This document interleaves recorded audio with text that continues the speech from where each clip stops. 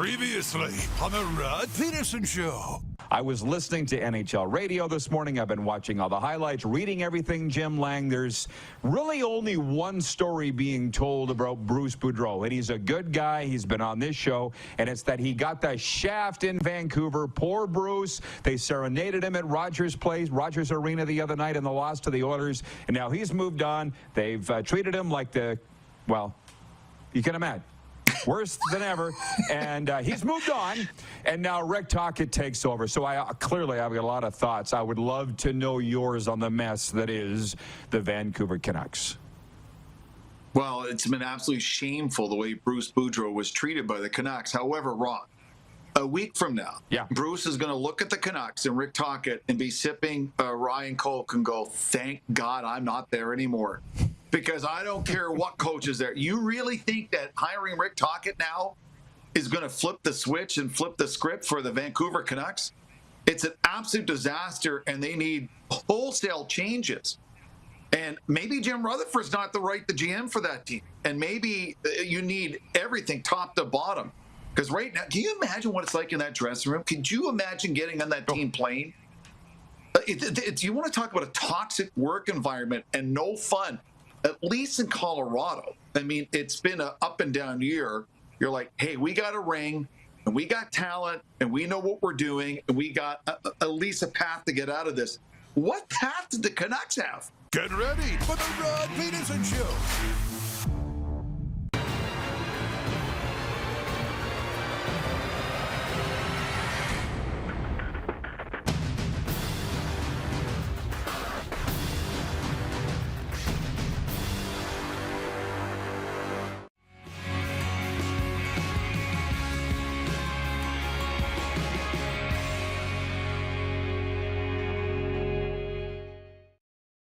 If you're not brought in by the GM, you're never that guy. So I think it comes down to the ownership didn't want to pay 3 coaches, no problem at all. But you just don't put it in public. It's tainted the brand. And your best player, Pedersen, you're going to re-sign him because he want to come back. Why would you want to come back? And that's how you treat your coach and your players. There's no respect. So they've got a very sticky situation moving forward. This is the Rod Pedersen Show.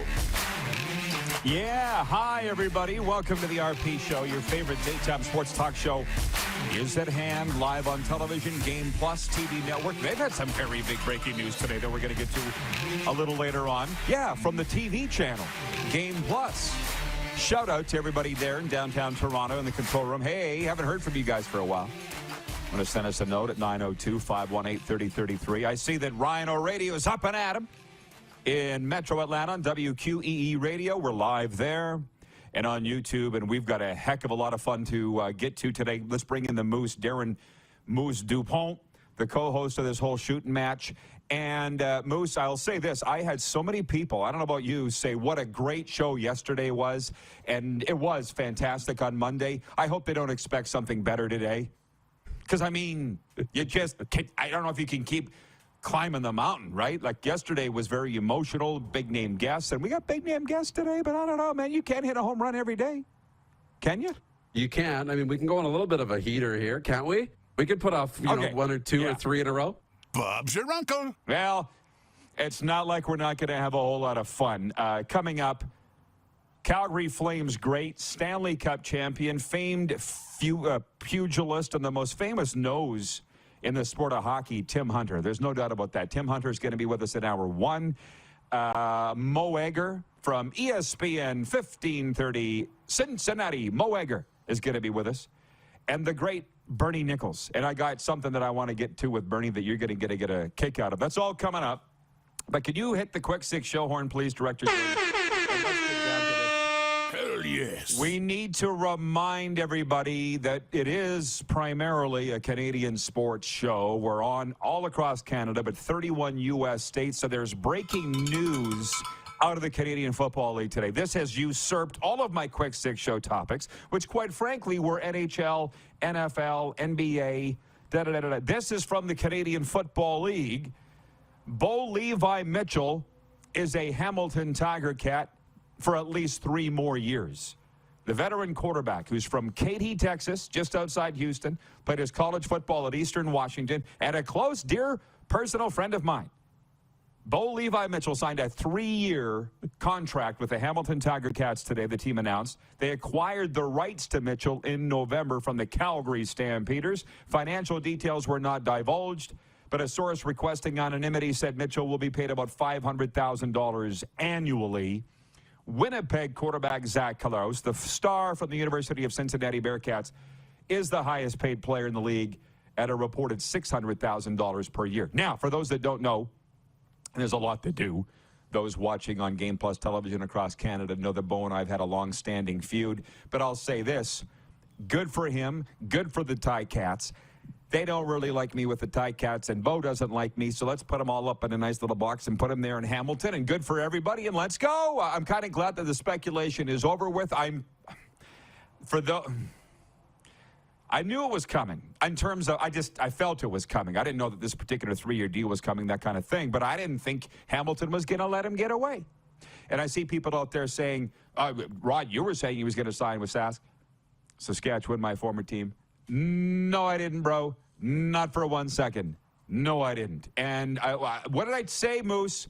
At Grey Cup, these Rider fans, Rough Riders fans, are just setting themselves up for a major disappointment. And today I've been surfing social media, the internet, and it's a whole lot of lips out, long faces, because the Rider fans thought they were getting Bo Levi. There was no chance they were ever going to. So that's pretty big news today out of the CFL.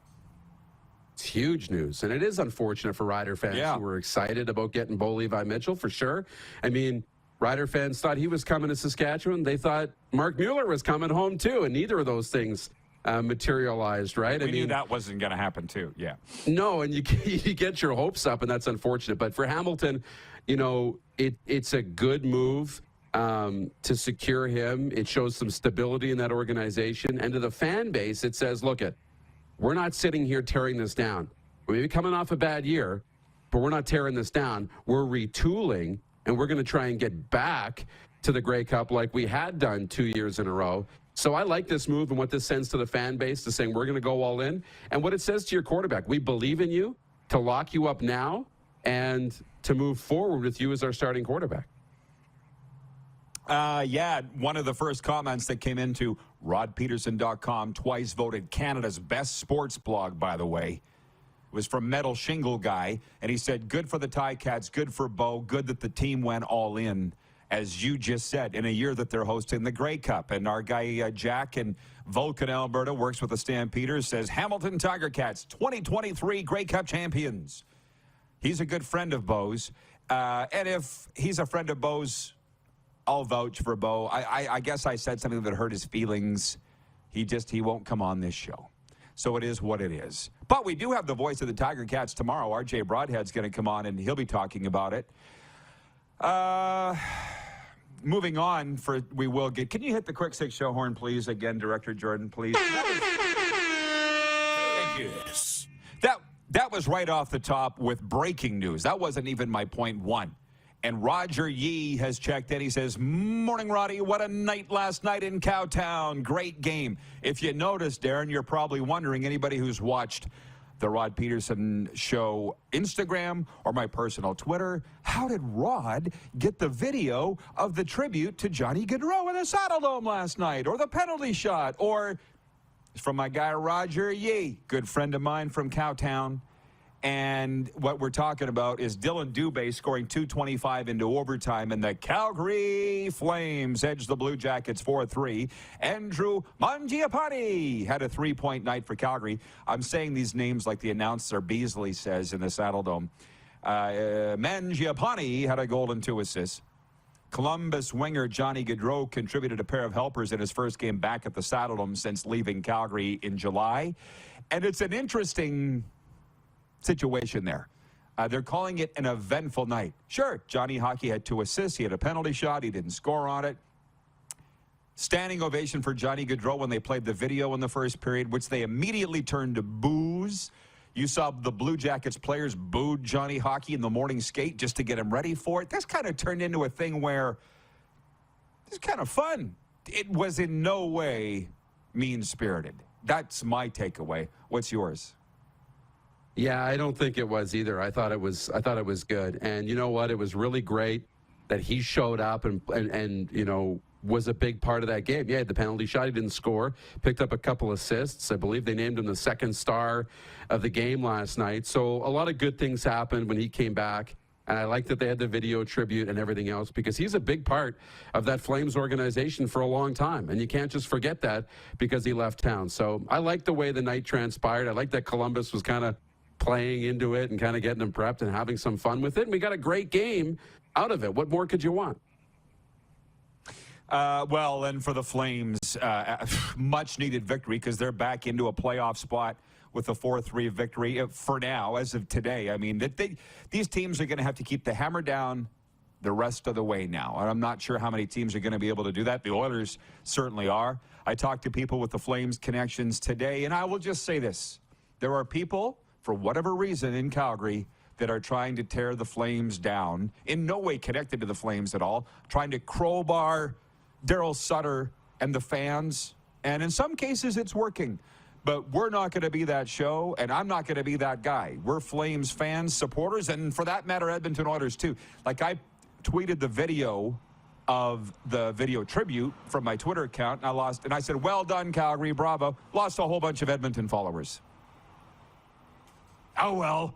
You know, you knew that we couldn't literally be Red Deer, be Switzerland forever. And we're going back to the Grey Eagle March 13th. That's our home away from home. So anyways, great night. Way to go, Calgary. It all turned out nice again, as Cactus Jack Wells would say. Shout out Winnipeg. We haven't forgotten about you. Jets on the road tonight, by the way, at Nashville. Big Central Division clash there. Point two, how could we forget about this? We got our viewers down here in South Florida. Mika Zibanejad scored twice, and Igor Shesterkin made 33 saves as the New York Rangers beat the Florida Panthers 6-2. Scoring for the Panthers, Carter Verhaeghe and Alexander Barkov, who had won 4 of their previous 5. And in the month of January, they are 7-3-1. The Panthers were coming on, but this is what hasn't changed. Number one, they don't really beat the better teams than them. They beat the teams below them, and that's a good thing, but doesn't make you a contender. And the other thing is the Panthers need a full deck for the most part to win, especially in games like last night. I was talking with that hockey guy I was talking to this morning. I said the Panthers were out shooting the Rangers at one point 20-10 and losing 3-1. When you need everything to go right in every game to win, and that's a better position to be in. Like, the Panthers need to be healthy. They need to play mistake-free. They need to get good goaltending. Excellent teams can overcome some of those things, right, and still win. The Panthers aren't excellent anymore. They're good, but they're not excellent, and they got thumped by the Rangers last night. In Toronto, for you Leaf fans out there, Willie Nylander had 2 goals and 2 assists as the Leafs beat the slumping Islanders 5-2. John Tavares had a goal and a helper. Kelly Yarncroc and Austin Matthews also scored, and Justin Hull had a pair of assists for Toronto. They're 3-0-1 in their last 4. Did you catch that game, Moose, since you're a Leafs fan? Yeah, a little bit of it. I thought it would be a lot tighter in terms of the goaltenders, right, with Samsonov and Sorokin, but it wasn't. The Leafs played well, and William Nylander, for me, continues to be the best story out of Toronto. Marner's doing his thing, and that's awesome. Matthews has been quiet, but William Nylander's really set himself up and kind of really joined the conversation as a real cornerstone of that group. So it's been a great season for William Nylander in Toronto. In Dallas, rookie Owen Powers scored his first goal of the season 56 seconds into overtime, and 41-year-old Craig Anderson stopped 29 of 31 shots in his 700th NHL appearance to lead Buffalo past the Stars 3-2. These Sabres just won't go away. I don't think they're going to make the playoffs, but dang, they're going to be good. And like in the years ahead, and I got to say hats off to Kevin Adams and the job that he's done. None of us thought he was ready for the role as general manager of the Sabres when he took over, but he's overseen great drafting, the great trade for Jack Eichel. Peyton Krebs has been awesome, you know, who they got back in that trade. Alex Tuck. Man, he's done a great job. And that reminds me, for the poll question today for Capital Automall Universal Collision Center, it's a real toughie. It's got to do with the Sabres. Whose NHL retro reverse jersey is better? We're into, well, this is the last day of round 2 of the bracket. It's the Boston Bruins versus the Buffalo Sabres. And you got to give me some help with this one, folks, because I almost hit Boston. Did you do a graphic, Darren? You must have. Or we don't have it? We do not have the graphic. Okay. It's done. It must just not be. That would be on me if I didn't send it, but it's done, and we'll have it in the next segment. Boston versus Buffalo in the retro reverse thirds. I can't decide as we sit here right now. So it's a act of God that we don't have the graphic. We'll show it when we come back after the break. And here's one just to tease you a little more before we got a few minutes left in this. This from USA Today, my favorite newspaper and always has been. In his Sports Illustrated column over the weekend, the well-connected Albert Breer wrote that it was inevitable that NFL owners will start discussing the concept of neutral site conference championships after the league set up Mercedes-Benz Stadium in Atlanta as a host site if the Bills and Chiefs had played for the AFC title. When the Bills lost to Cincinnati on Sunday, the issue should have become moot.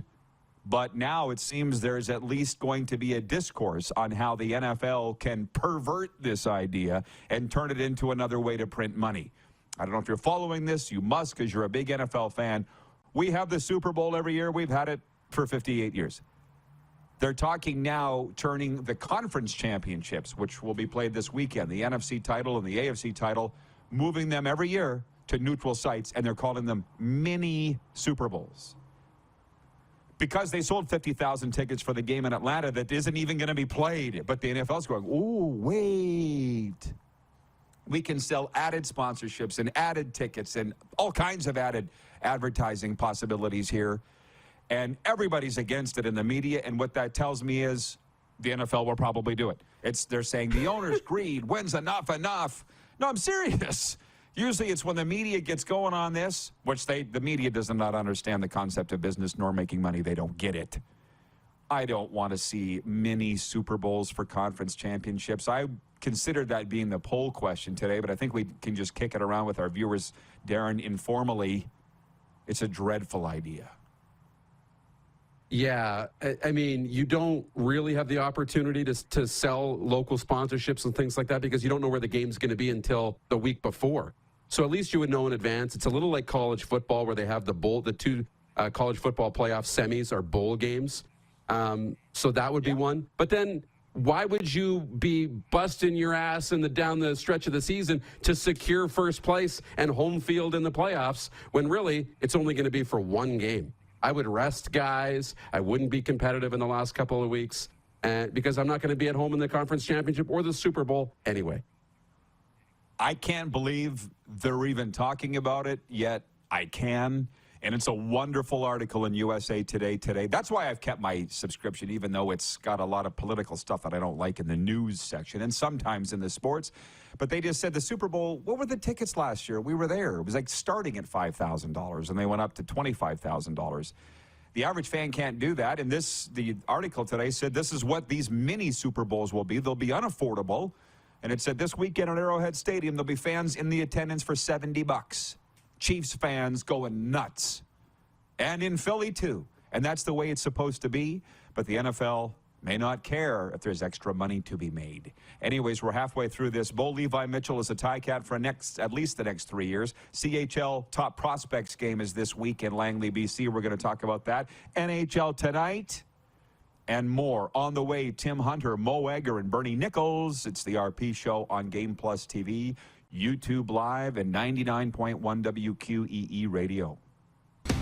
Head to youtube.com/The Rod Pedersen Show now. You gotta subscribe. Click the subscribe button for all the content you may have missed.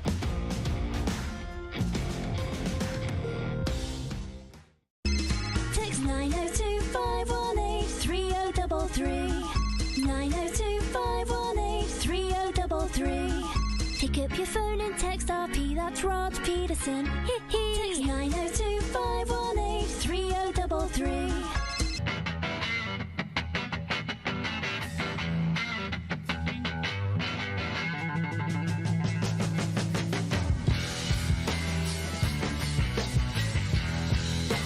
It's time to trade and upgrade at Capital Ford Lincoln. Great news, factory credits are back. That means massive savings on every new vehicle. Take advantage of up to $7,000 in discounts on all remaining new 2022 F-150s. And rates are as low as 1.99% OAC. Looking for a used vehicle? You gotta check out our all makes, all models inventory. Plus, don't pay for 90 days on all new and used vehicles. There's never been a better time to trade and upgrade at Capital Ford Lincoln. CapitalFordLincoln.com. Is it time to take your event online? Bring it to IKS Live. We've got a fully customized virtual event platform with remote guest support for your next fundraiser, talk show, conference, performance, and more. IKS Live offers live streaming to Facebook Live and YouTube and pre-recorded capabilities, both in our studio with green screen available and on location with pre-production and post-production services. Visit us at ikslive.ca. Gotta hit the beat. I gotta hit the beat. Gotta hit the Download Dark Horse Bets today. I gotta hit the beat. Grey Eagle Resort and Casino.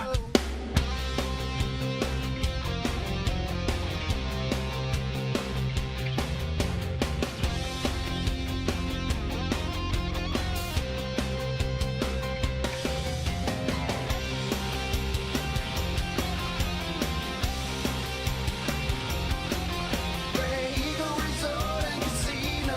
Casino fancy.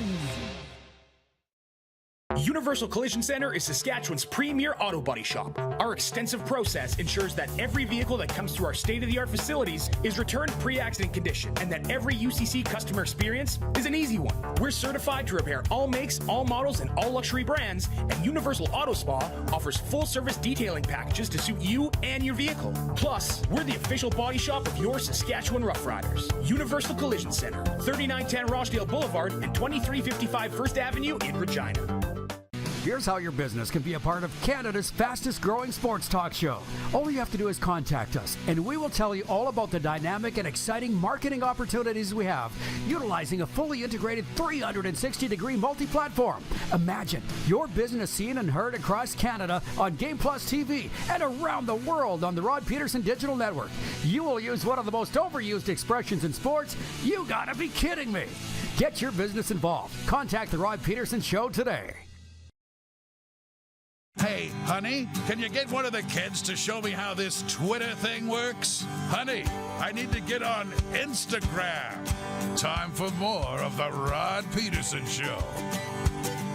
Welcome back, everybody. We're halfway through the quick six show topics in this lovely part of the program we call the warm-up.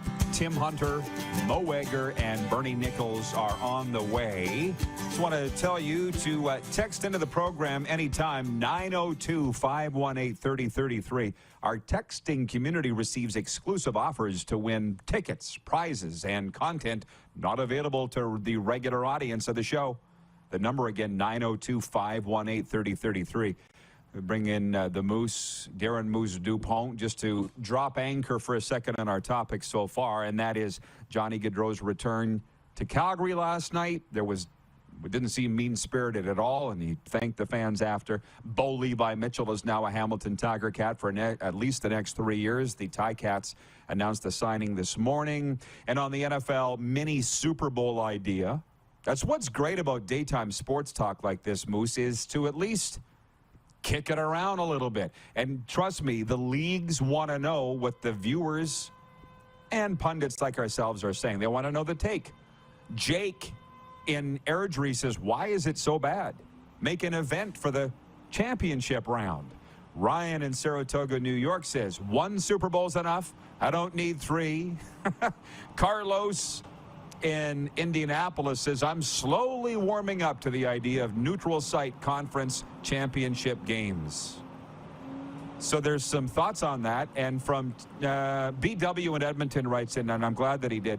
He said, has anyone heard from Christine in Medicine Hat. That's my cousin, Christine. She has suffered a significant health setback. So our prayers are with Chris and her family, but Christine has not been participating in the program for about a week. Just two more. Darren in Utah. If they were to move conference championship games to neutral sites, they should go to non-NFL cities, Orlando, San Antonio, etc. And Ted in Arizona says, I can't believe that the teams would give up the home field advantage to get to the Super Bowl.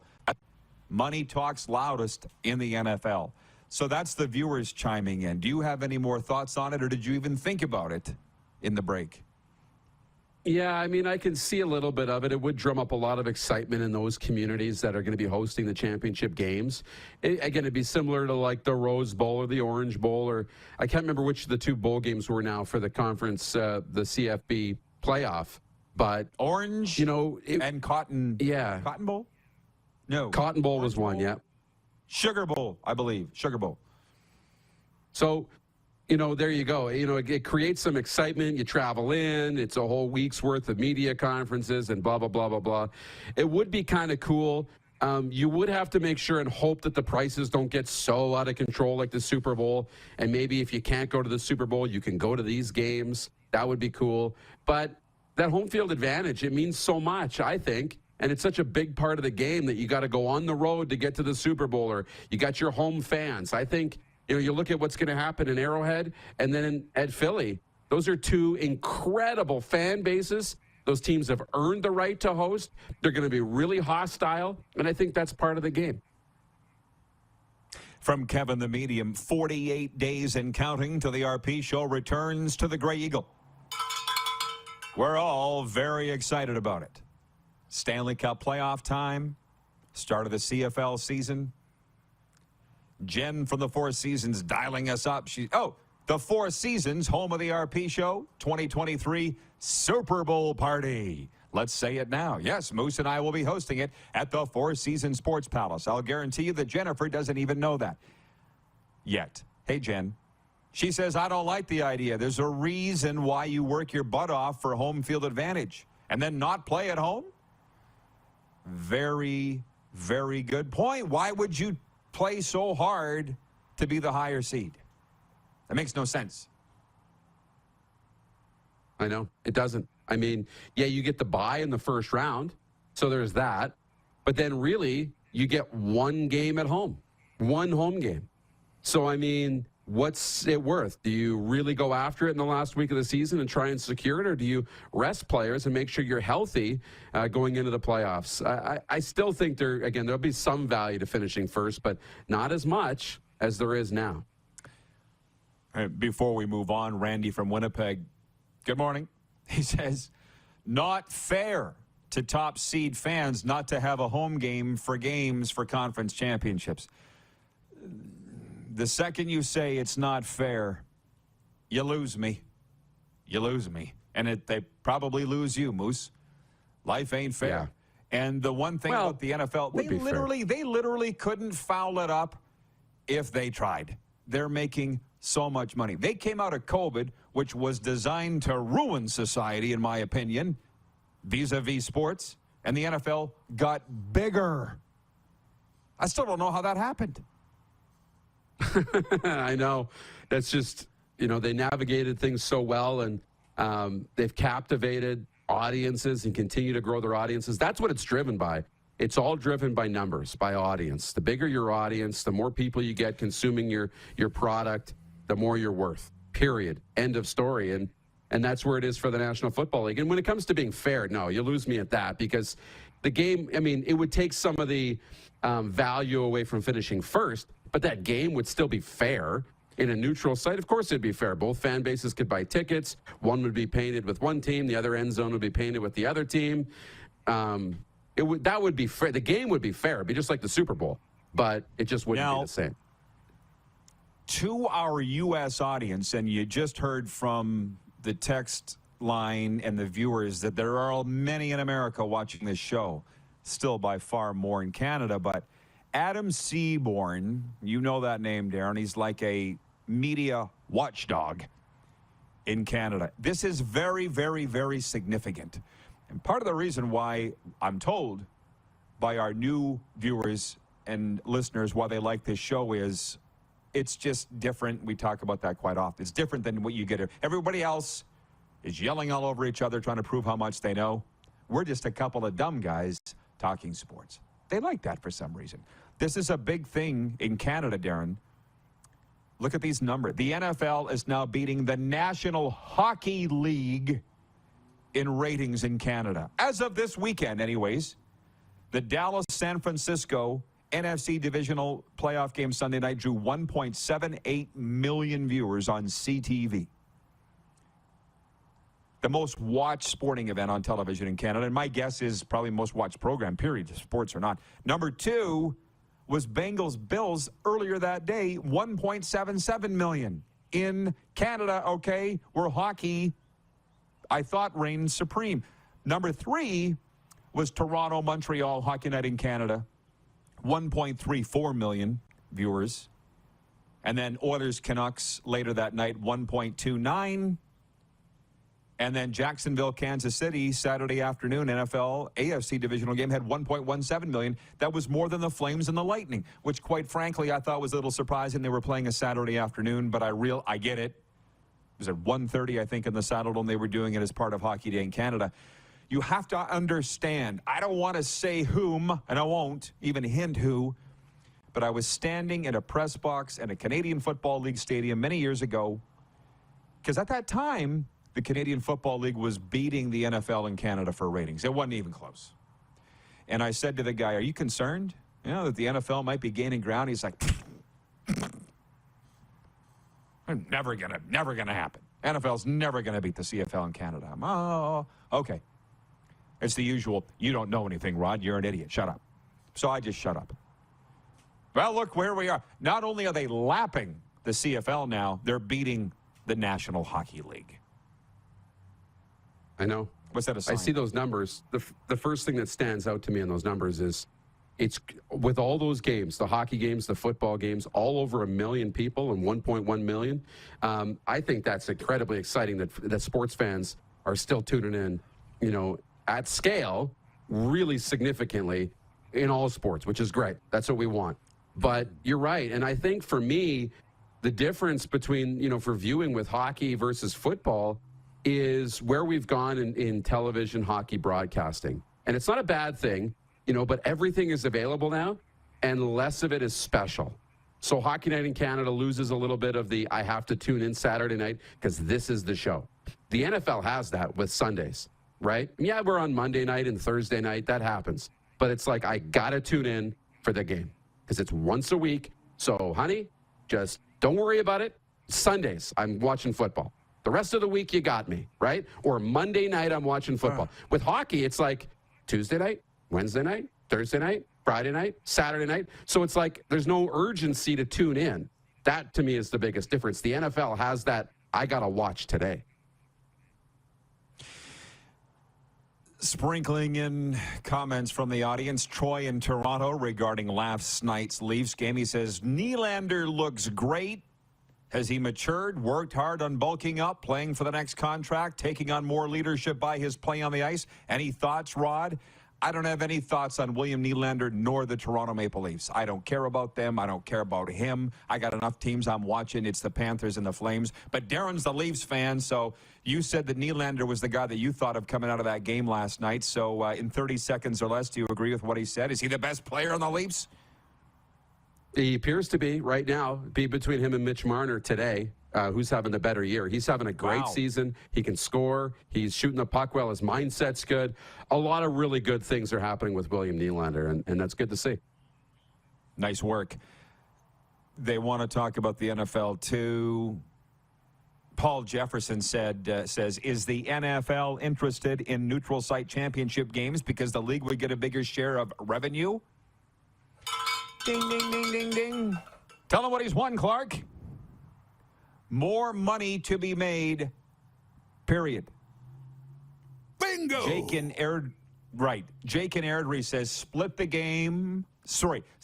gate with the teams in the games, 25% for each team, and the NFL takes a cut. If those two combatants will make more money than playing in their own stadium, I'm sure they'd be okay with it too. Forget about the home field advantage. Our fans will travel, which they will. This could never happen in the Canadian Football League because the fans don't travel like they do in America. And here's another one, by the way, why it's different, why this show is popular. Jeff Gordon says, not the car racer, and you met him at our Grey Cup party, he says, would it be the only time Dallas gets to host a conference championship game? Hey, offside.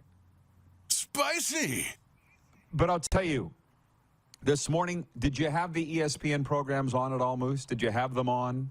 They were on in the background. Oh, yeah. All they talked about was the Dallas Cowboys. And I'm like, this is a disservice to the rest of the National Football League.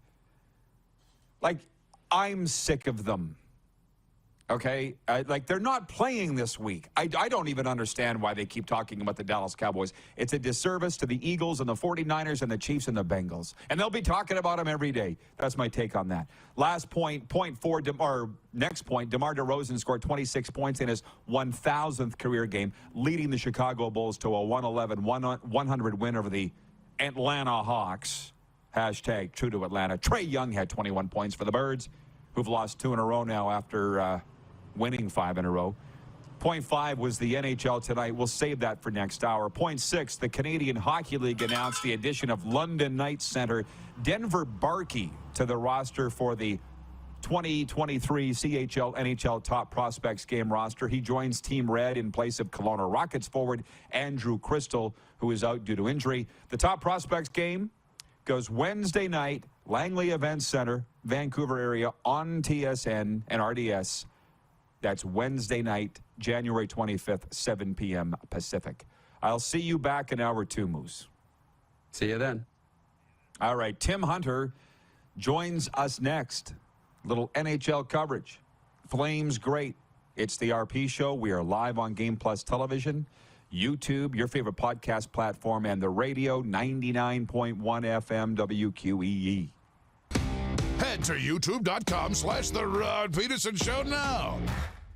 You gotta subscribe. Click the subscribe button for all the content you may have missed.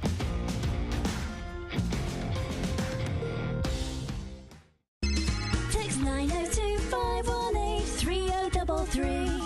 902-518-3033. Pick up your phone and text RP, that's Rod Pedersen.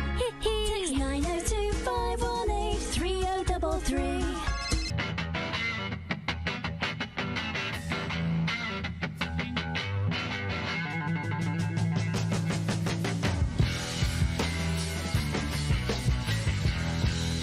Universal Collision Center is Saskatchewan's premier auto body shop. Our extensive process ensures that every vehicle that comes through our state-of-the-art facilities is returned pre-accident condition, and that every UCC customer experience is an easy one. We're certified to repair all makes, all models, and all luxury brands, and Universal Auto Spa offers full-service detailing packages to suit you and your vehicle. Plus, we're the official body shop of your Saskatchewan Roughriders. Universal Collision Center, 3910 Rochdale Boulevard and 2355 First Avenue in Regina. Nestled in the scenic Qu'Appelle Valley, just 20 minutes northwest of Regina, is one of the finest golf courses in all of Saskatchewan, the Deer Valley Golf Club. The clubhouse has a full-service restaurant, and customers can enjoy a casual dining experience with spectacular views of the golf course and valley. A fully stocked golf shop, staffed by PGA of Canada professionals, is equipped to meet all of your golf apparel and equipment needs. Book your tee time, family event, or corporate tournament today at the Deer Valley Golf Club. Call 306-731-1445. I gotta hit the beat. I gotta hit the beat. Gotta hit the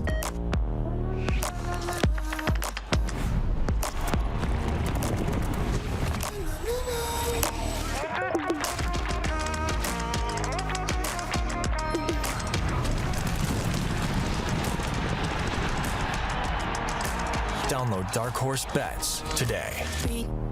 I gotta hit the beat. It's time to trade and upgrade at Capital GMC. Great news, factory credits are back. That means massive savings on every new vehicle. We have over 100 GMC Sierras available, and they're all priced to move. Looking for a used vehicle? You gotta check out our all makes, all models, GM certified pre-owned inventory. Plus, don't pay for 90 days on all new and used vehicles. There's never been a better time to trade and upgrade at Capital GMC. CapitalGMC.ca. Smoky in the air, that's a lot of fun. Big time, big time, big time, big time.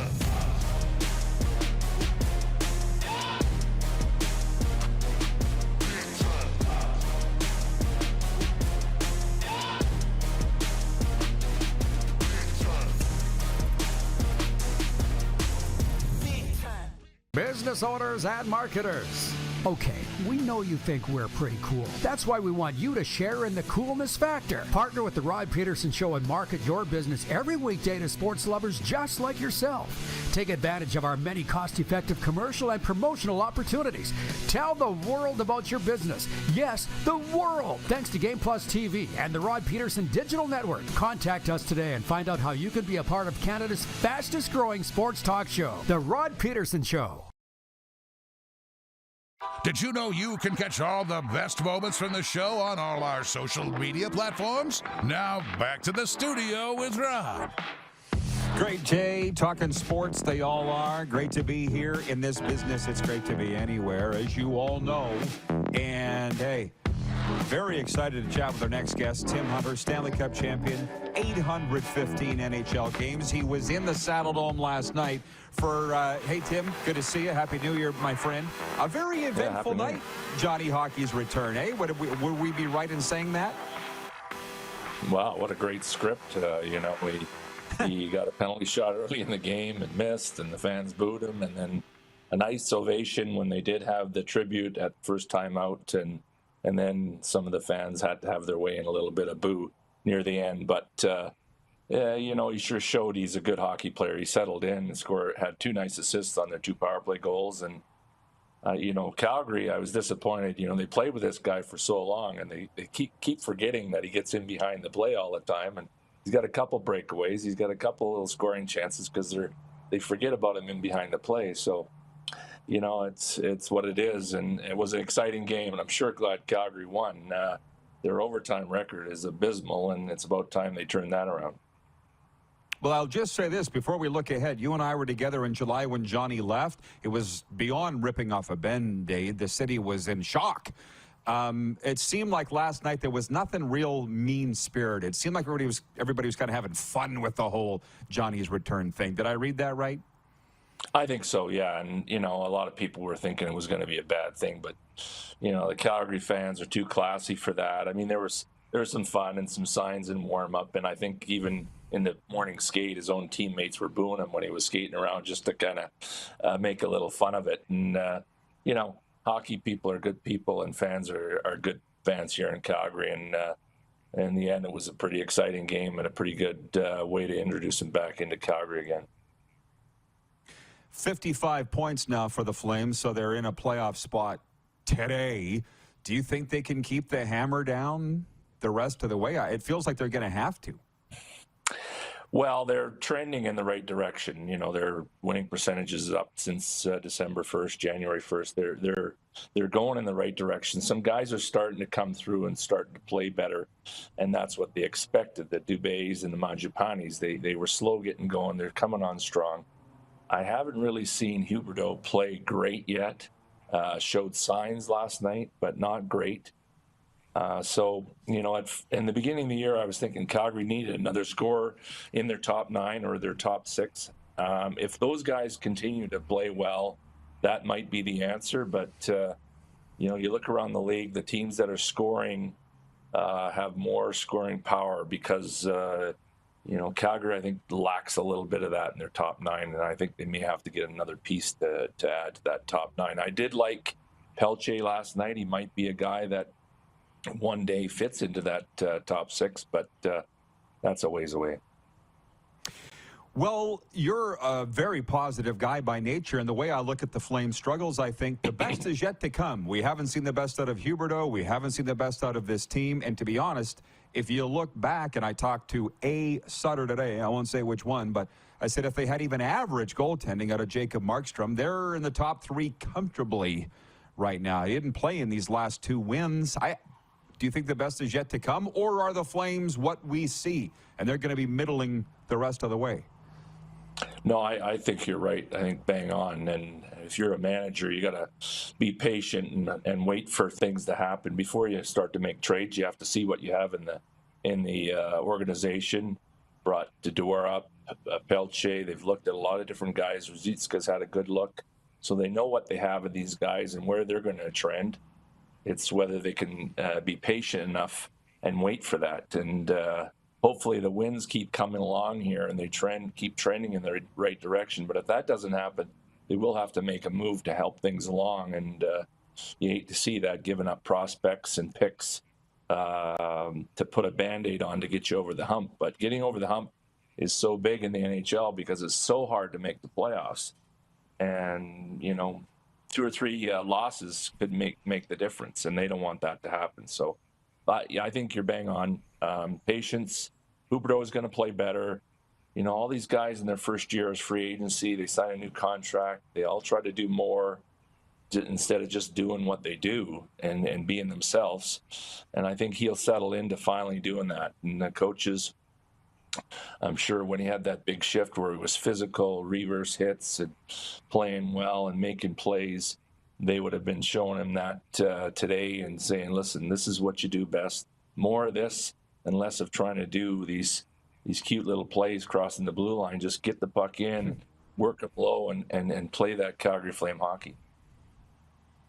As you say, the arrow is pointed up, and that's a good thing. Dare I say, you're almost equally as proud of your Canucks heritage as your Flames. And so I can't not ask you about what's going on in Vancouver. Rick Tocchet makes his debut tonight against Chicago. How do you think this is going to go? Yeah, I really enjoyed my time in Vancouver. I love the alumni and the guys there, and we really pay close attention to the team.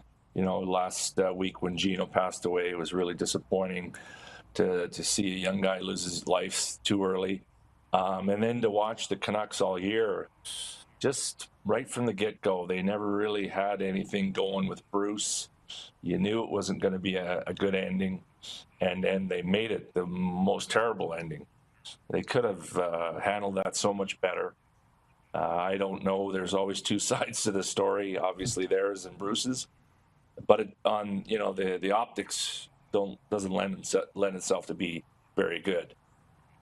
They'll get a good jump out of Rick Tocchet going in there, but is that going to be enough to make them make the playoffs? I doubt it.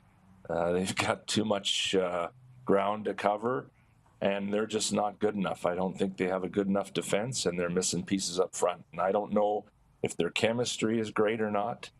You hear lots of rumbling about their room being not so great. So who knows? But I think a lot of things could have been handled better, but they have a penchant for that. So that's not a good thing long term. No. Well, we got about 90 seconds. I mean, you've been a management guy. You've been an assistant coach in the NHL for a very long time. Pretend you're the general manager or even the president of the Canucks. What would you do? Well, I think when you run a team, it's let your people do their job. And that's a big part of it, to let them do the job. Jim Rutherford's a smart hockey guy. He had Tocchet, Gonchar, and Foote in Pittsburgh at different points. And he knows what he has in those guys. And a lot of this is about trust in the people below you. He inherited Bruce Boudreau. He was hired before Jim was hired. So they'll get it right. It's how do you retract all these things that's gone on in the past week with the treatment of Boudreau and the fans there, not unlike Calgary and Edmonton fans. They're very passionate, and they like their team, and they don't like things in front of them, the optics of people being treated poorly. And in this business, it's a people business, and players want to play in places where there's good harmony, where everything is going in the right direction and people are being treated right, because, why go to a place where it's just a gong show and people aren't being treated right? So you're just going to be lumped in amongst them. And word gets around. Absolutely. Tim, always great chatting hockey with you. All the best. Enjoy the games. We'll see you soon at Grey Eagle. Yeah, thanks, Rod. Thanks for having me on. Have a great day. You too. Stanley Cup champion and Flames great Tim Hunter checking in from Cowtown. We'll be right back with a sports update and viewer takeover. It's going fast today. On the way, Bernie Nicholls and Bengals Radio's Mo Egger. We're live on Game Plus TV, YouTube Live, and WQEE 99.1 FM. Have you subscribed to the Rod Pedersen Show YouTube channel yet? Head to youtube.com/The Rod Pedersen Show now.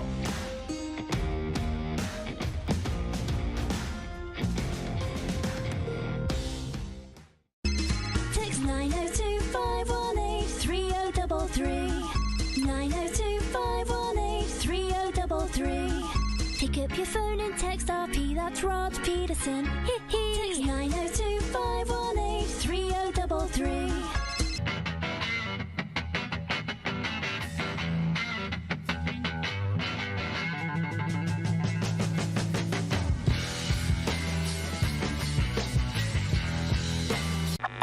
Does this look familiar? Your fans deserve an incredible arena experience. It's time for an upgrade. Stunning graphics. Revenue opportunities are just the beginning with our in-venue display systems and scoring technology. Let us help you find the best solution for your facility.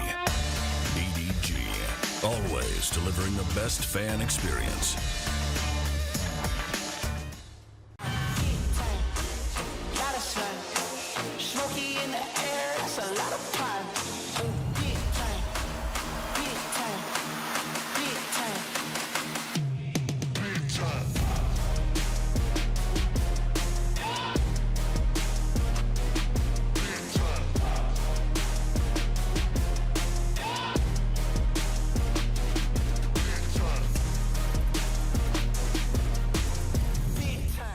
It's time to trade and upgrade at Capital Ford Lincoln. Great news, factory credits are back. That means massive savings on every new vehicle. Take advantage of up to $7,000 in discounts on all remaining new 2022 F-150s. And rates are as low as 1.99% OAC. Looking for a used vehicle? You gotta check out our all makes, all models inventory. Plus, don't pay for 90 days on all new and used vehicles. There's never been a better time to trade and upgrade at Capital Ford Lincoln. CapitalFordLincoln.com.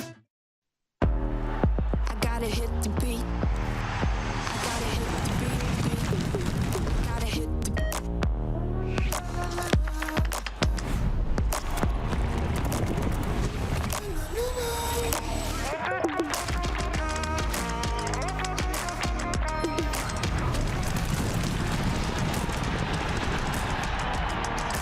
Download Dark Horse Bets today. beat. I gotta hit the beat.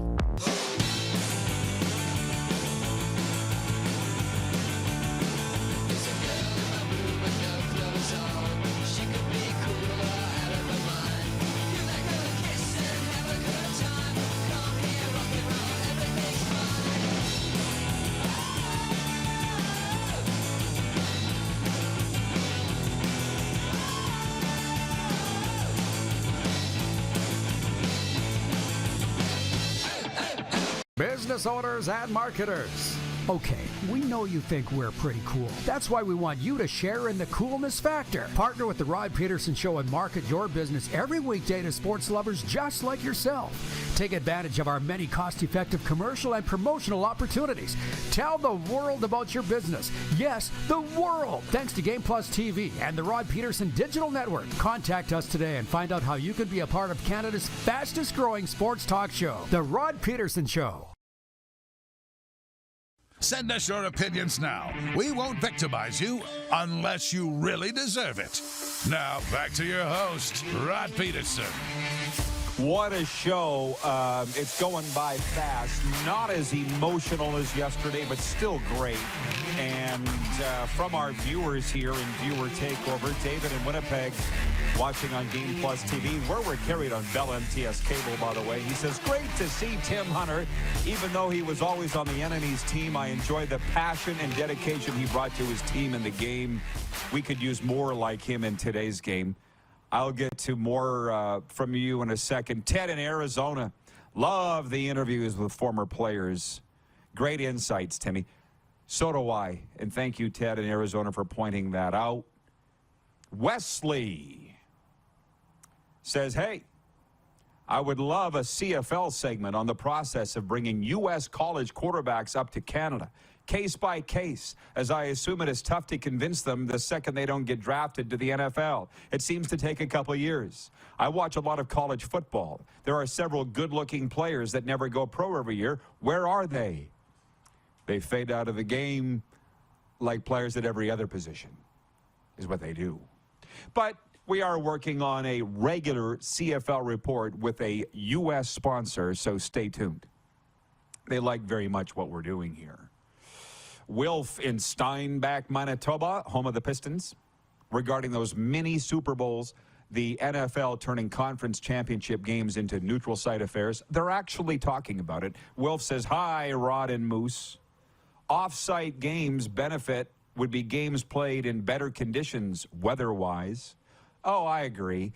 Interesting, too, though, isn't it? The Bills, everybody thinks, have the advantage in winter-like conditions, and they didn't look like they had the advantage at all Sunday at home. They got spanked by Cincy.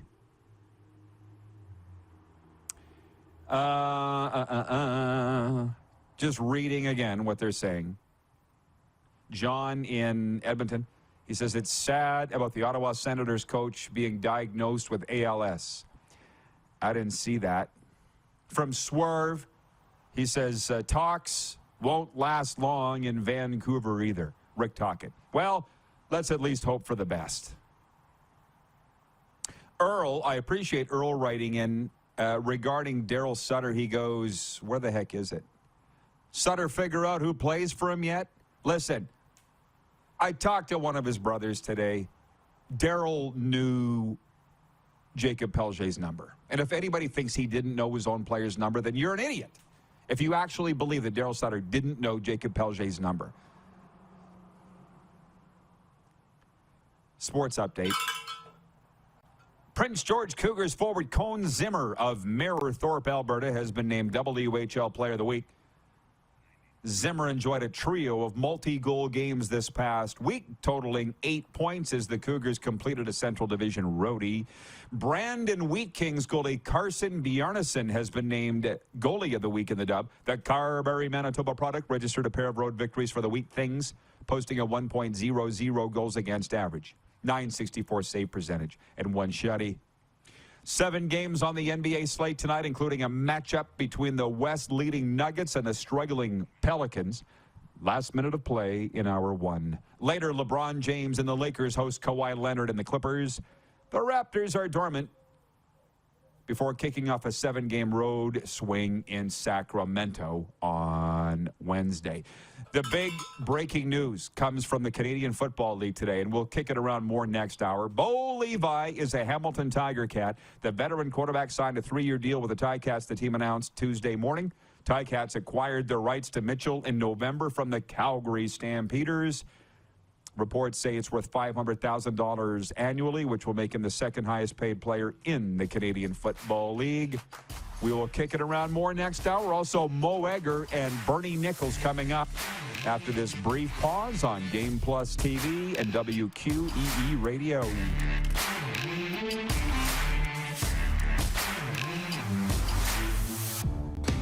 Head to youtube.com/The Rod Pedersen Show now. You gotta subscribe. Click the subscribe button for all the content you may have missed.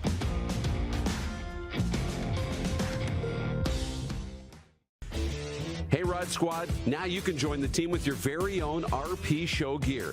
Head to rodpetersonshop.com and get yours today while supplies last. It's just like we wear on the show, official RP Show gear at rodpetersonshop.com.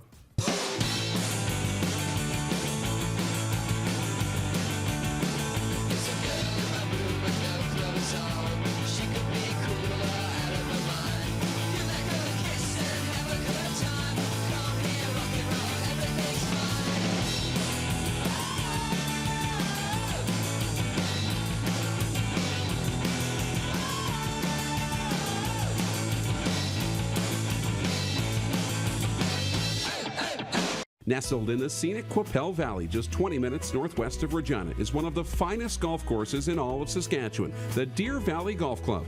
The clubhouse has a full-service restaurant, and customers can enjoy a casual dining experience with spectacular views of the golf course and valley. A fully stocked golf shop, staffed by PGA of Canada professionals, is equipped to meet all of your golf apparel and equipment needs. Book your tee time, family event, or corporate tournament today at the Deer Valley Golf Club. Call 306-731-1445. It's time to trade and upgrade at Capital GMC. Great news, factory credits are back. That means massive savings on every new vehicle. We have over 100 GMC Sierras available, and they're all priced to move. Looking for a used vehicle? You gotta check out our all makes, all models, GM certified pre-owned inventory. Plus, don't pay for 90 days on all new and used vehicles. There's never been a better time to trade and upgrade at Capital GMC. CapitalGMC.ca. I gotta hit the beat. I gotta hit the beat. Gotta hit the Download Dark Horse Bets today. I gotta hit the beat. Universal Collision Center is Saskatchewan's premier auto body shop. Our extensive process ensures that every vehicle that comes through our state-of-the-art facilities is returned pre-accident condition, and that every UCC customer experience is an easy one. We're certified to repair all makes, all models, and all luxury brands, and Universal Auto Spa offers full-service detailing packages to suit you and your vehicle. Plus, we're the official body shop of your Saskatchewan Rough Riders. Universal Collision Center, 3910 Rochdale Boulevard and 2355 First Avenue in Regina.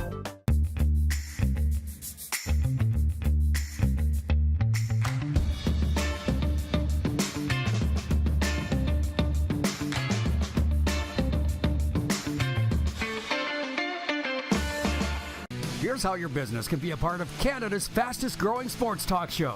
All you have to do is contact us, and we will tell you all about the dynamic and exciting marketing opportunities we have, utilizing a fully integrated 360-degree multi-platform. Imagine your business seen and heard across Canada on Game Plus TV and around the world on the Rod Pedersen Digital Network.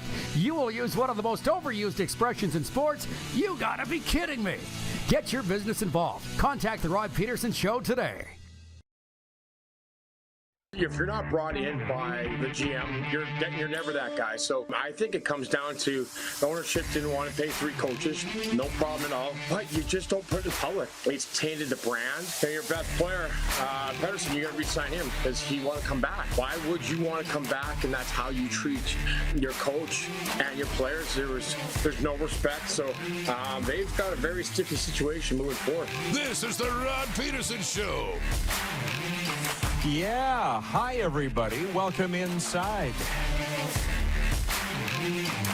Whatever we call it. The studio, the cage, as they say. The name of my old radio show. It's hour 2 of your favorite daytime sports talk show. That we can all agree on Game Plus Television. We're live streaming on YouTube. Maybe you've just dialed up the podcast. Thank you for joining us wherever you enjoy your podcast. I'm a Spotify guy myself when it comes to podcasts. Not that I listen to a lot. And also WQEE Radio. I saved the best for last. There's Moose's Ride. Can you hear it? Let's bring in Darren Moose DuPont, the co-host. And here it is. It's getting close, Moose. Whoop, whoop. Disclaimer in hour 2. Nothing to warn you about other than to say going to be a lot of football talk, I feel. And probably a little hockey talk. That NFL mini Super Bowl idea. The biggest breaking news of the day. Bo Levi Mitchell has signed a 3-year contract extension with the with the Hamilton Tiger Cats. He formerly of the Calgary Stampeders. Stampeders all-time passing leader. So here we are in late January with the CFL on not the front burner, but not the back burner either. It's on the middle burner of the stove. But I see people in Winnipeg have checked in. If you missed hour 1, we went deep on Johnny Hockey's return to the Saddledome Monday night. The Flames won 4-3 in overtime, and we're moving on. Tim Hunter was with us last hour to talk about it. Everybody was great. Everything turned out nice again. Tonight, part of a 11-game slate, Rick Tocchet makes his Vancouver Canucks debut as his Vancouver Canucks host Chicago. That's been beaten to death. The Winnipeg Jets are at Nashville tonight. That's what everybody in Winnipeg wants to talk about. And let me just say this, Darren.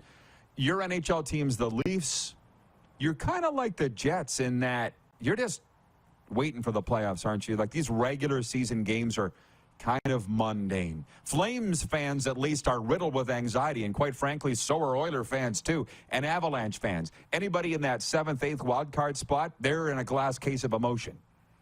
But the Leafs and Jets, you guys are kind of pretty comfortable, right? Every game just seems kind of going through the motions almost. Yeah, kind of. I think as a Jets fan or a Leafs fan or, a fan of one of the top teams, anybody but Boston, because everything's good in Boston. It's about, is the process there for those teams? So now how are we winning? What's happening when we go down in games? Are we able to come back? Are we playing the right way that we can overcome adversity? I think that's probably the biggest question. The Leafs don't have a slew of third-period comebacks in their resume for the season. That's something that's missing and would scare the heck out of you in the playoffs. But Boston's got that. So that's the little things, but you're not worried about playoffs at all.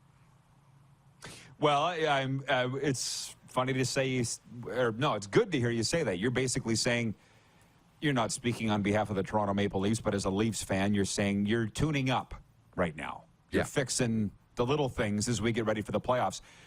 And you got to remember, it reminds me of 2 summers ago with the Jets fans. They were coming off a pretty good season. 2 summers ago, not this last one, 2 summers ago when Paul Maurice was still the coach, and the Jets fans, not only were they writing in here, but I saw it on social media, they were saying, I'm concerned about the backup goalie spot.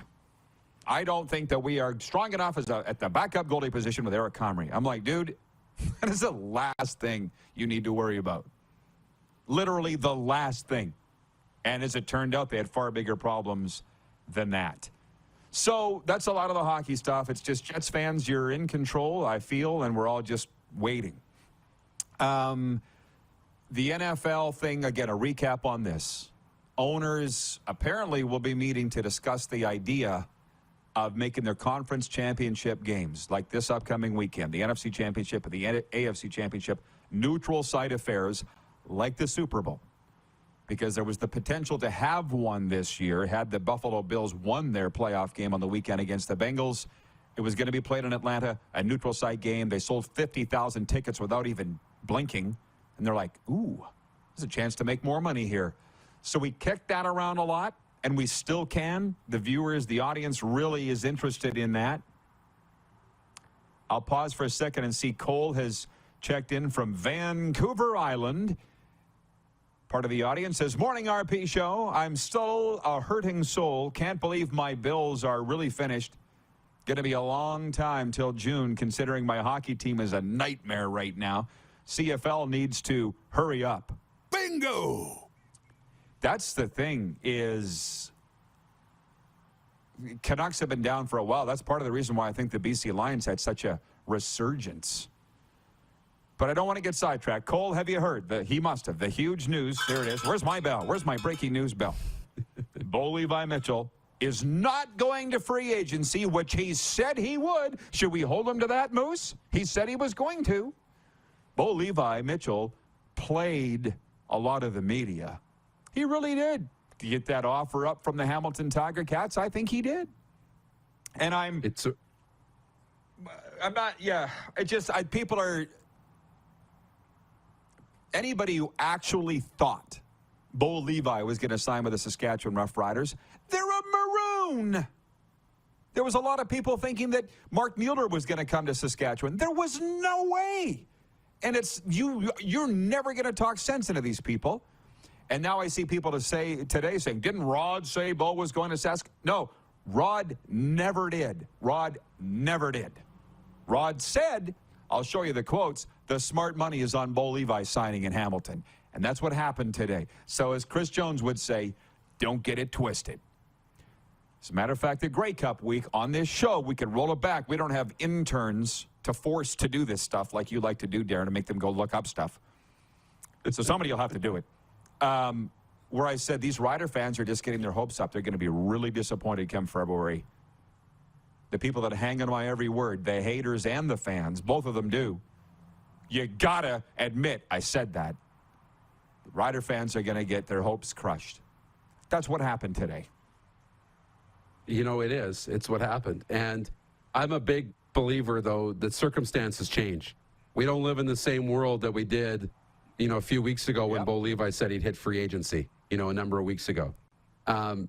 He probably, you know, at the time, maybe wasn't anticipating a $500,000 offer. You know, probably had advisors saying, look, you can probably expect to get $300 or $350 or $250, or this is what the market looks like it's going to be for you. And he would say, I'm going to free agency. I got to find out really what the cap is here. And Hamilton says, no, we really want you. And like, this is the investment we're willing to make in you. $500,000. And he's like, oh my gosh. And they probably say, look, if you go to free agency, the $500,000 deal's off the table. And if you want to go somewhere else, that's cool. But we're offering you this. And he's probably said, look, that's pretty good. Situation's good. Team's good. Like the head coach. Like the ownership here. Like the direction. They're just a year removed from being in the Grey Cup. Checks a lot of boxes in Hamilton. So, okay, I'll change my mind and make a decision. And I think that's okay.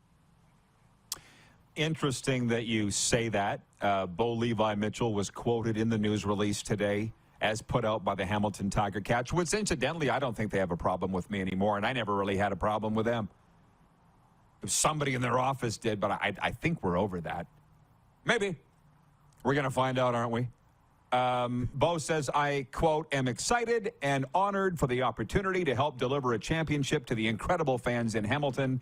This is an excellent organization that goes above and beyond to ensure that everyone has what they need to be successful, and I have the utmost faith in Coach O, his staff, and all the elite players on the roster. He's referring to Orlando Steinauer, who is a fantastic head coach. John in Edmonton, of course, weighing in, says, you did say, Rod, he was looking at houses in Saskatchewan, so that kind of implied he was. I think I read somebody's comment that Bo's reportedly was looking at houses in Regina when the Stamps were there to play late in the season. I didn't report that. Again, to quote Chris Jones, don't get it twisted. So I'm actually really happy that this news came down today. We were waiting on it. It's now here. Rider fans can move on. The Ticats can move on. Everybody can move on. Although the hand-wringing will continue in the Rider Nation because they don't have a quarterback. Barry Alt is watching.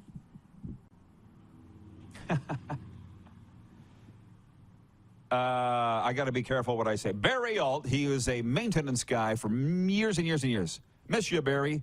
At Taylor Field. He said some things in here that I can't say on the air. Not swearing or anything, but he said, Rod and Darren, I don't give a rat's butt. We're both signs. Let's worry about our own house. Go get a youngin'. Let's see how we make out. We got a mess.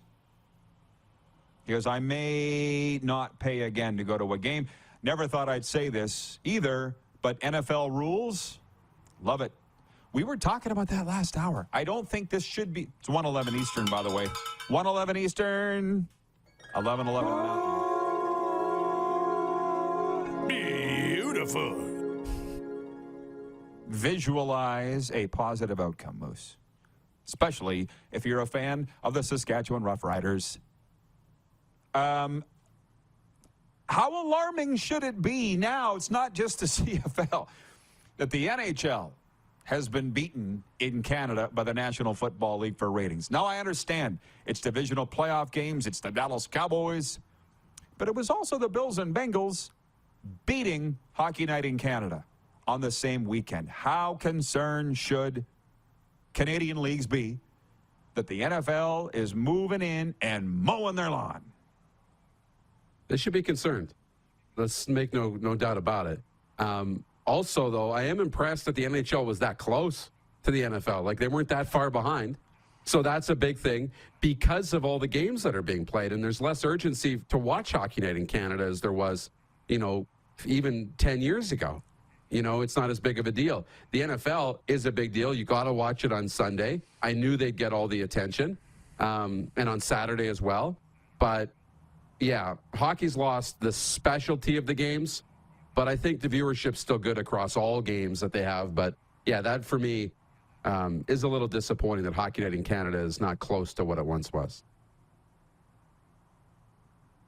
Allie in Texarkana writes in, she says, that's disgusting, with the vomiting emoji. What's disgusting, Allie, that the NFL would beat the NHL in Canada? It's a surprise. It's a surprise to me. It really is. And I would like to think that the deep thinkers and the tall foreheads are huddled in a summit somewhere asking, how do we stop this? I'm not sure it can be stopped. I think we've talked about that before, too. John in Edmonton goes on to say, lots of young Canadians watch the NFL because of its presentation and how it's broadcast. Some CFL fans are switching over to the NFL. Well, that's what's great about this show. We can pivot, we can flex, we can talk about it all and have you all. But Darren makes a really good point. With the younger people, I don't know how old John is or Allie, even you, Moose. Yeah. There was a time I would say, well, you like to think you're young, but as I say, you're not old, but you're not young either. You're a millennial. What comes before that, I'm not sure. I can't remember. Or after that, whatever. To sit and talk to somebody in their 20s, like Director Jordan, for instance, and say, you know, Jordan, there was a time, there was only one night a week we could watch the NHL. What? Yeah. It was the 70s and a good chunk of the 80s. At least where I was. I guess maybe in the major cities you could watch regionally, but where I was, we only had one game a week, and it was Saturday night. Regional television cable, I would say it got to be popular 80s, early 90s, but for me, I only got it one night a week. And there was a lot of people like me. And then I think it was 96. Serena and I looked it up. 96, they went to a doubleheader on Saturday nights, and we were like, whoa. 2 games? And now it's on every night. That's kind of what you're saying. It's lost its specialness. The NFL, weekends only. It works. It really works. The specialty of it, the scarcity of it creates demand. I really believe that. Yeah.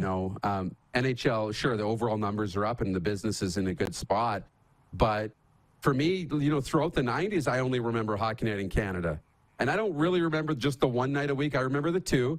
And then Sportsnet. I don't know the year Sportsnet came in with their regional channels.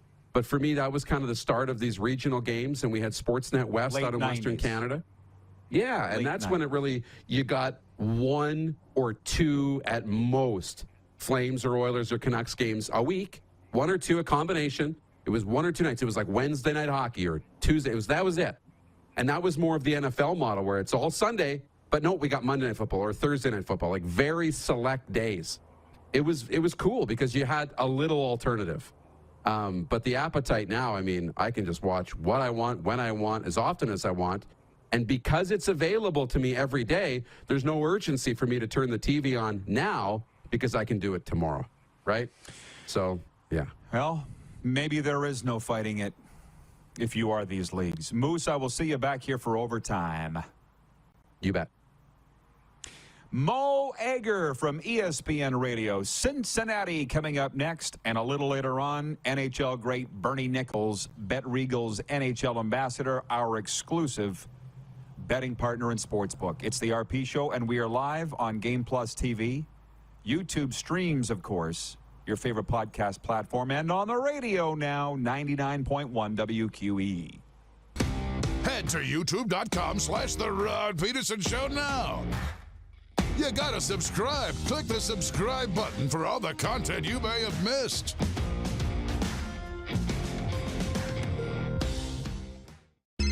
Text 902-518-3033. 902-518-3033. Pick up your phone and text RP, that's Rod Pedersen. Text 902-518-3033.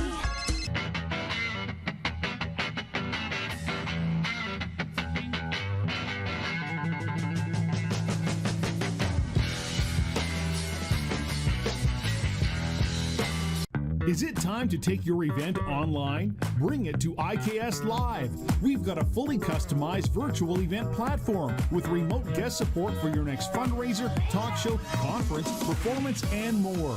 IKS Live offers live streaming to Facebook Live and YouTube and pre-recorded capabilities, both in our studio with green screen available and on location with pre-production and post-production services. Visit us at ikslive.ca. Grey Eagle Resort and Casino.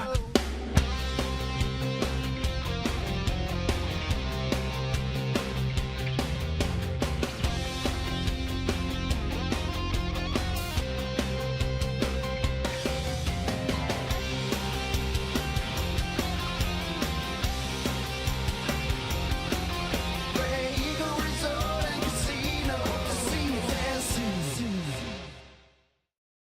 It's time to trade and upgrade at Capital Ford Lincoln. Great news, factory credits are back. That means massive savings on every new vehicle. Take advantage of up to $7,000 in discounts on all remaining new 2022 F-150s. And rates are as low as 1.99% OAC. Looking for a used vehicle? You gotta check out our all makes, all models inventory. Plus, don't pay for 90 days on all new and used vehicles. There's never been a better time to trade and upgrade at Capital Ford Lincoln. CapitalFordLincoln.com.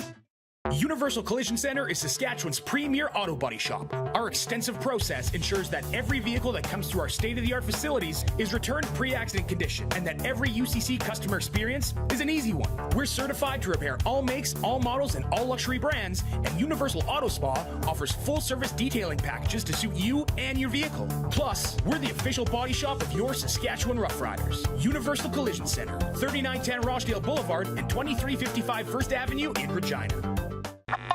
Does this look familiar?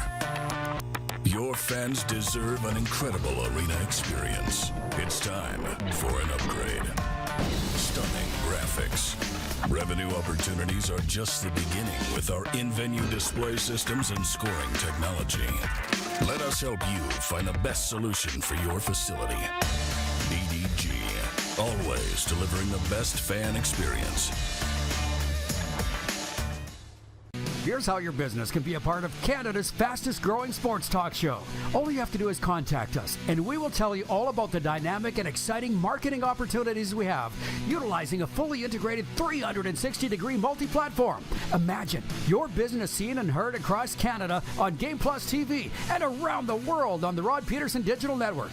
You will use one of the most overused expressions in sports. You gotta be kidding me. Get your business involved. Contact the Rod Pedersen Show today. Laid back and kicking it, let's head back to the studio. Here's Rod. Great to have you aboard, everybody. Want to mention, again, the number to reach us, 902-518-3033. And if you're watching on the streams, you can comment in on YouTube as well. We're on Game Plus TV, WQEE Radio. Biggest news of the day comes out of the Canadian Football League. Bo Levi Mitchell signing a 3-year contract extension with the Hamilton Tiger Cats. The Eastern Washington Star ain't going anywhere. Product of Katy, Texas, which I believe is the same hometown as Andy Dalton. And on that NFL vein, let's bring him in. I don't know if he's doing a victory lap or not. Mo Egger, there he is, ESPN Radio Cincinnati. What's going on, Mo? Happy Tuesday.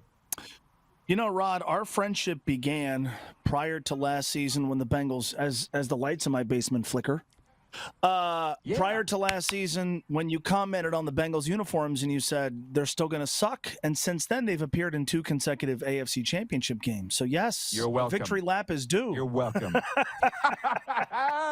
Well, you called the Bengals win at Buffalo, and they were barely touched in that game. You did also call Jacksonville to win, as I recall. I did. Does anybody remember that? Yeah. I kind of went back and forth on that, but yes. I think on your show I said Jacksonville was going to win. I called the Bengals to win. I don't think I saw the game unfolding the way it did. You know, where they just physically dominated them in every single phase. The offensive line held up great. They played from ahead. And I don't want to say the game was never in doubt because I think that would be a lie. But, I mean, deep into the third quarter, once the Bengals responded to Buffalo kicking the field goal and they had a long drive, and responded. I think there was a sense of the Bengals, if Buffalo's going to come back and win, the Bengals are going to give the game away. And this team, I think, is too well built and they're too well quarterbacked to really do that. So, yeah, I saw them winning. I'd be lying to you if I told you I thought they were going to win by 17 points. Well, the football people are saying it was Joe Burrow's finest performance, and he's had several, the young Bengals quarterback. Would you agree with that assessment? I think it was the team's finest performance. I'd really kind of have to go back and look statistically and really sort of roll through my mental Rolodex to determine whether or not I would call it his best performance. I think it was his best postseason performance by all means, and I think what helped that dramatically was he had clean pockets.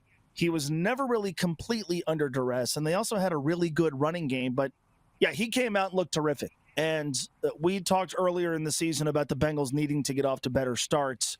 We certainly saw that. He was fantastic. Again, whether or not it was his best performance, I think it was his best postseason performance. But I think it was a game in which, quite frankly, the circumstances around him set him up for success. And I don't think that's always been the case. Again, they ran the ball for 170 yards. Joe accounted for some of those yards with his legs. And the pass protection was as good as it's ever been for Joe Burrow in a playoff game. And so those things certainly helped. But, yeah, I think it goes without saying the Bengals have a bona fide star at quarterback. And if he leads his team to Arrowhead Stadium and wins on Sunday, I don't know how you could argue against the suggestion that he's the best quarterback in the league. Well, I will come back on that, but I just want to talk about the Jacksonville game. I was driving here to the Florida Panthers, Minnesota Wild game, listening to the broadcast, and when Patrick Mahomes went down, I was like, oh, my Lord, Mo's going to be right on this one, too. But, of course, he came back. But they made it close. Jags beat the spread. Not that they care, but did you think that you might have been right in that one? Well, when Patrick Mahomes suffered his injury, it's a different game. And Chad Henne came in and played well and led him to a touchdown drive. But I mean, it's a different type of game. Kansas City felt like they were in control of the entire football game, to me at least, even without Patrick Mahomes for a while, even with him hobbling. I didn't understand why Jacksonville didn't try to make Patrick run more and try to blitz him more, make him more uncomfortable. But Kansas City, to me, even though Jacksonville did respond to their first touchdown, once the game started to unfold, you had a sense that unless there was a key giveaway or a cheap possession for the Jaguars, that Kansas City was going to win the game. But I agree with something that was said on that TV broadcast. Trevor Lawrence is going to play against Patrick Mahomes and Joe Burrow and Josh Allen in big games and in postseason games for a while now. The Jaguars have their quarterback. They have their coach. They've got a really good young athletic defense. They have, I think, some B to B plus wide receivers, and they're in a very soft division. So it feels to me like what you saw from the Jaguars this year was just, kind of the beginning of something that could be sustainable. Well, I'm excited about that because one of my closest friends, Henry Burris, is their offensive assistant, quality control coach, and one of their 24 coaches. And they just signed the top Canadian from the CFL, Nathan Rourke, to the Jags. And that's about 3 hours up the road from me. Yeah, so I'm excited to go to some games there. Now, I'm going to pause this for a second. Devin is watching in Burns Lake, BC, or listening, writes in, and he says, nothing tops the NFL at this time. There's nothing bigger. I don't know if you were watching earlier, but I mentioned the NFL has now usurped the National Hockey League in Canada for the highest TV ratings. I never thought that would happen. They blew by the CFL a while back, but now the NHL in Canada. We only really have the one main marquee sport, dude. How has the NFL become so massive, Mo? How did it happen? Well, that's an answer that is best unfurled by me if you gave me like the rest of your show. I think it's a lot of different things. Yeah. It's the bigness of every single game. It's still the sport in which the regular season.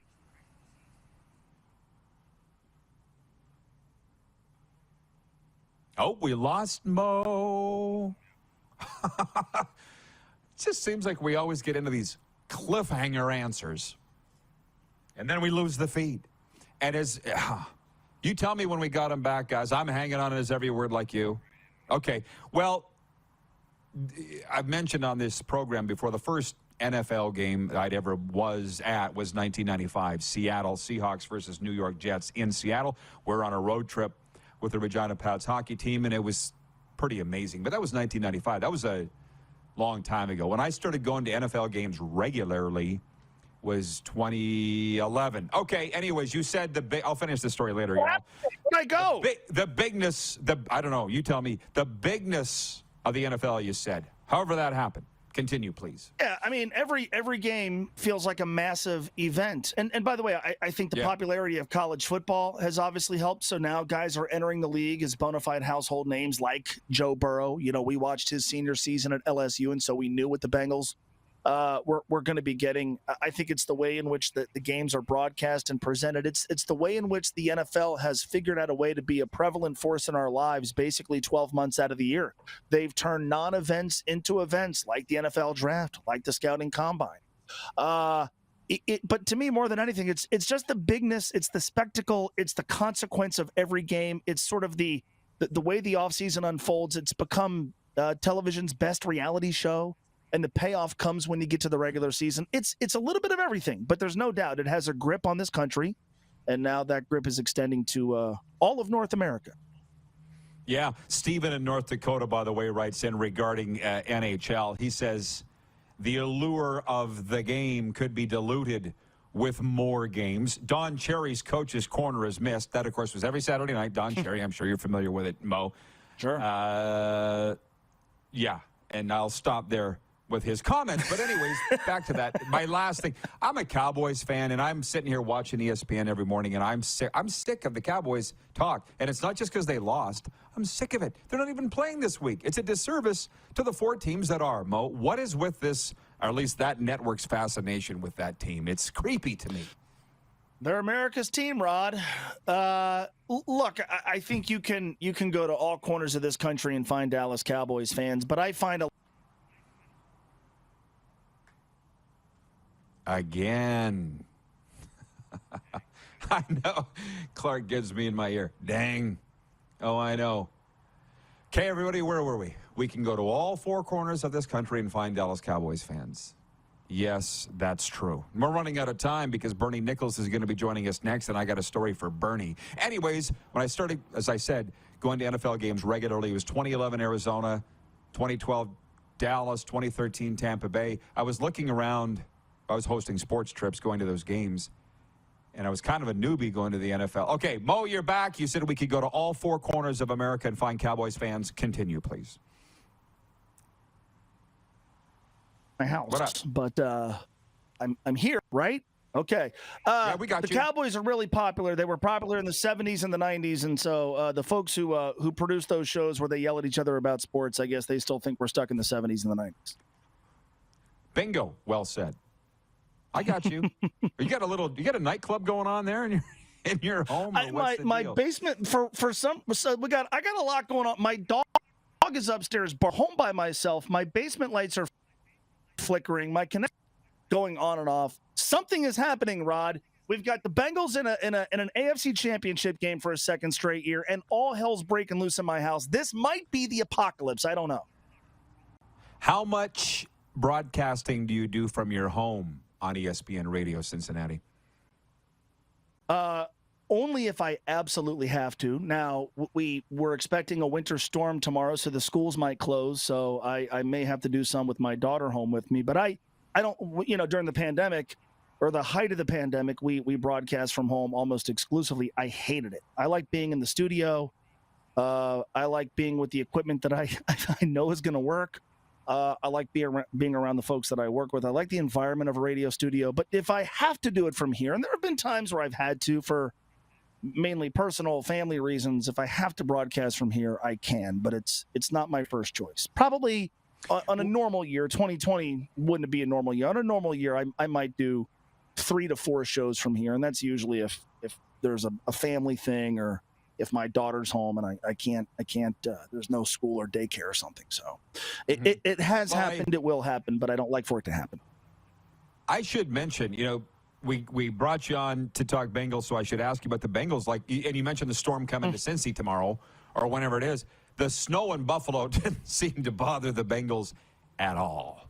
They didn't care.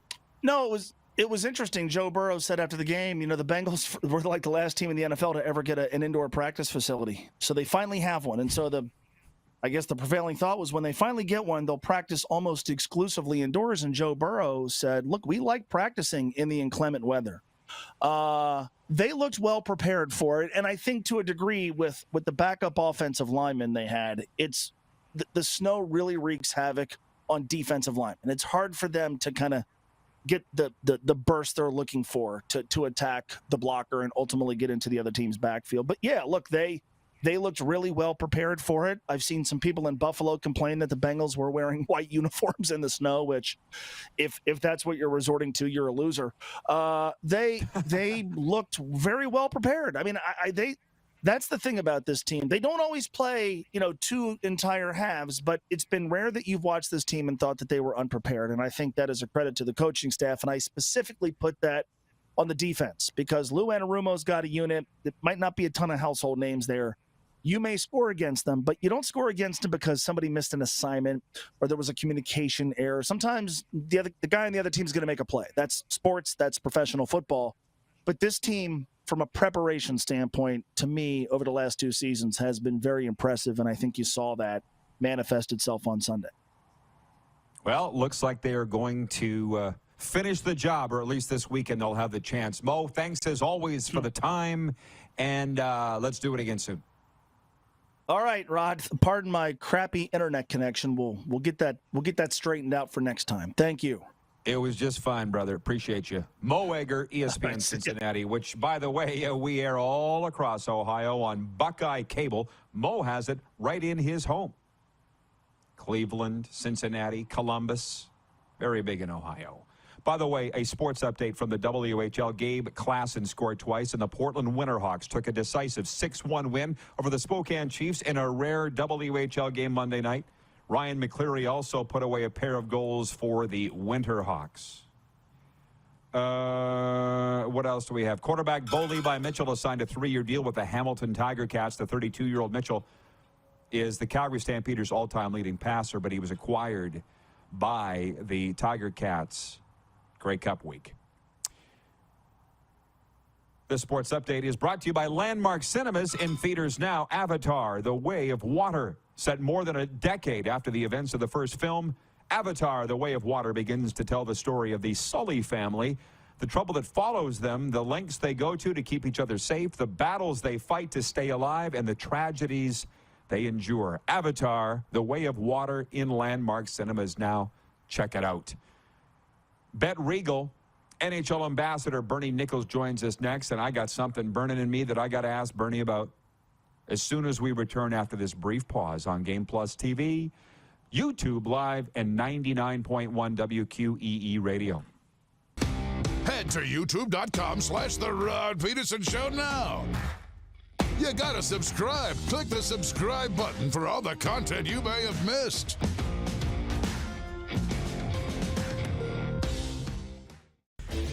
Hey, Rod Squad, now you can join the team with your very own RP Show gear.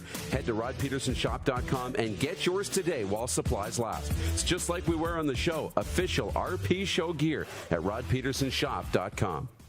Is it time to take your event online? Bring it to IKS Live. We've got a fully customized virtual event platform with remote guest support for your next fundraiser, talk show, conference, performance, and more. IKS Live offers live streaming to Facebook Live and YouTube and pre-recorded capabilities, both in our studio with green screen available and on location with pre-production and post-production services. Visit us at ikslive.ca. It's time to trade and upgrade at Capital GMC. Great news, factory credits are back. That means massive savings on every new vehicle. We have over 100 GMC Sierras available, and they're all priced to move. Looking for a used vehicle? You gotta check out our all makes, all models, GM certified pre-owned inventory. Plus, don't pay for 90 days on all new and used vehicles. There's never been a better time to trade and upgrade at Capital GMC. CapitalGMC.ca. Nestled in the scenic Qu'Appelle Valley, just 20 minutes northwest of Regina, is one of the finest golf courses in all of Saskatchewan, the Deer Valley Golf Club. The clubhouse has a full-service restaurant, and customers can enjoy a casual dining experience with spectacular views of the golf course and valley. A fully stocked golf shop, staffed by PGA of Canada professionals, is equipped to meet all of your golf apparel and equipment needs. Book your tee time, family event, or corporate tournament today at the Deer Valley Golf Club. Call 306-731-1445. Easy snacking all around.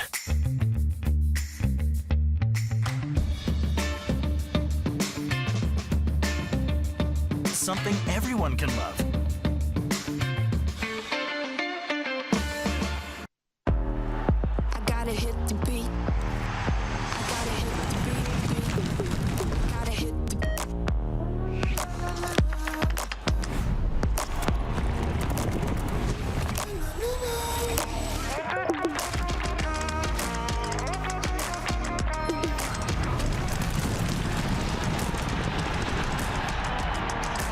Download Dark Horse Bets today. beat. I gotta hit the beat. Does this look familiar? Your fans deserve an incredible arena experience. It's time for an upgrade. Stunning graphics. Revenue opportunities are just the beginning with our in-venue display systems and scoring technology. Let us help you find the best solution for your facility. EDG, always delivering the best fan experience. Here's how your business can be a part of Canada's fastest growing sports talk show. All you have to do is contact us, and we will tell you all about the dynamic and exciting marketing opportunities we have, utilizing a fully integrated 360-degree multi-platform. Imagine your business seen and heard across Canada on Game Plus TV and around the world on the Rod Pedersen Digital Network. You will use one of the most overused expressions in sports. You gotta be kidding me. Get your business involved. Contact the Rod Pedersen Show today. Oh, yeah, he's back. Time for more of the Rod Pedersen Show. Hey, welcome back, everybody. Appreciate the positive comments from the audience. A lot of CFL fans checking in today. Adam in Hamilton says, just saw the news about Bo. Oski wee wee. This Ticats fan appreciates you, Rod. Thank you, Adam. But I got to have a feud going with somebody that makes it fun. Bo Levi Mitchell signing a 3-year deal with the Ticats. JT writes in, Oski wee wee, Oski wah wah, holy mackinaw, Bo is a cat. And Swerve says, I like Bernie Nicholls' yellow skate blade holders. The Kings were pretty yellow at home back in the day. Our NHL ambassador from Bet Regal, Bernie Nicholls, joins us now. And Bernie's probably going, hey, Rod, again? I was just on with Rod. Bernie, we can always talk hockey. And I got to say this, I ran into Ed Jovanovski. I love coming on with Rod. Week. Oh, good, good. Appreciate having you, man. Oh, I love it. Well, I think we could do 2 hours a day together. Ed Jovanovski, I looked him up. We all remember Ed, but I looked him up, and in his Wikipedia, it said he was suspended 3 games and fined $1,000 for an altercation with the San Jose Sharks' Bernie Nicholls in about 1996. What do you remember about that, Bern? Well, I got suspended too. So, okay. Tony Granato, we can both thank Tony Granato. He was doing something to Tony. He was beating on him pretty good, and I came over, and I end up cross-checking Ed right in the face. And as you know, Ed's a big boy, a lot bigger than me. But he didn't do anything to me. He was doing it to Tony. So he got suspended for beating up on Tony. I got suspended for not beating up on him, cross-checking him. But I don't know. The funny thing is, the next time we met, I'm expecting to get wailed on. He's still after Tony. So I was good with that. No kidding. Was that the only time you were suspended in your career? No. I was suspended probably 5 or 6 times. But I think the good thing about that one of them was back they thought that they were, smart and everybody. So what they were going to do is suspend players for practice, but they allow them to play the games, right? So we would lose money for the off time, but not the game. So I remember we were in Florida, and it might have been after I got suspended from Ed.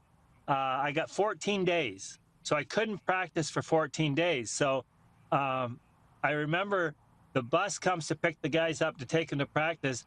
I had a limo right behind it, picked me up, took me to the golf course. So I'm out golfing all day while these guys are hard at work practicing. So I didn't mind the 14-day suspension. Yeah, quite a suspension, huh? That's amazing. And there's no way you would have known that story was coming today. Good memory, Bernie. You know, we talk so much on this show about the Flames, the Oilers, the Jets, because we're produced right out of the middle of all of them. Haven't talked a lot about the Leafs. And you're a Toronto guy. So where are you on the Toronto Maple Leafs here? It's like we're not in the home stretch drive yet, but I feel like teams going to want to be playing their best pretty soon if they're not already. You know what's really funny about this, Rod?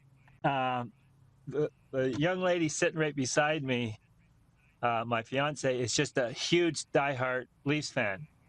My mom couldn't, she's passed, couldn't stand the Leafs.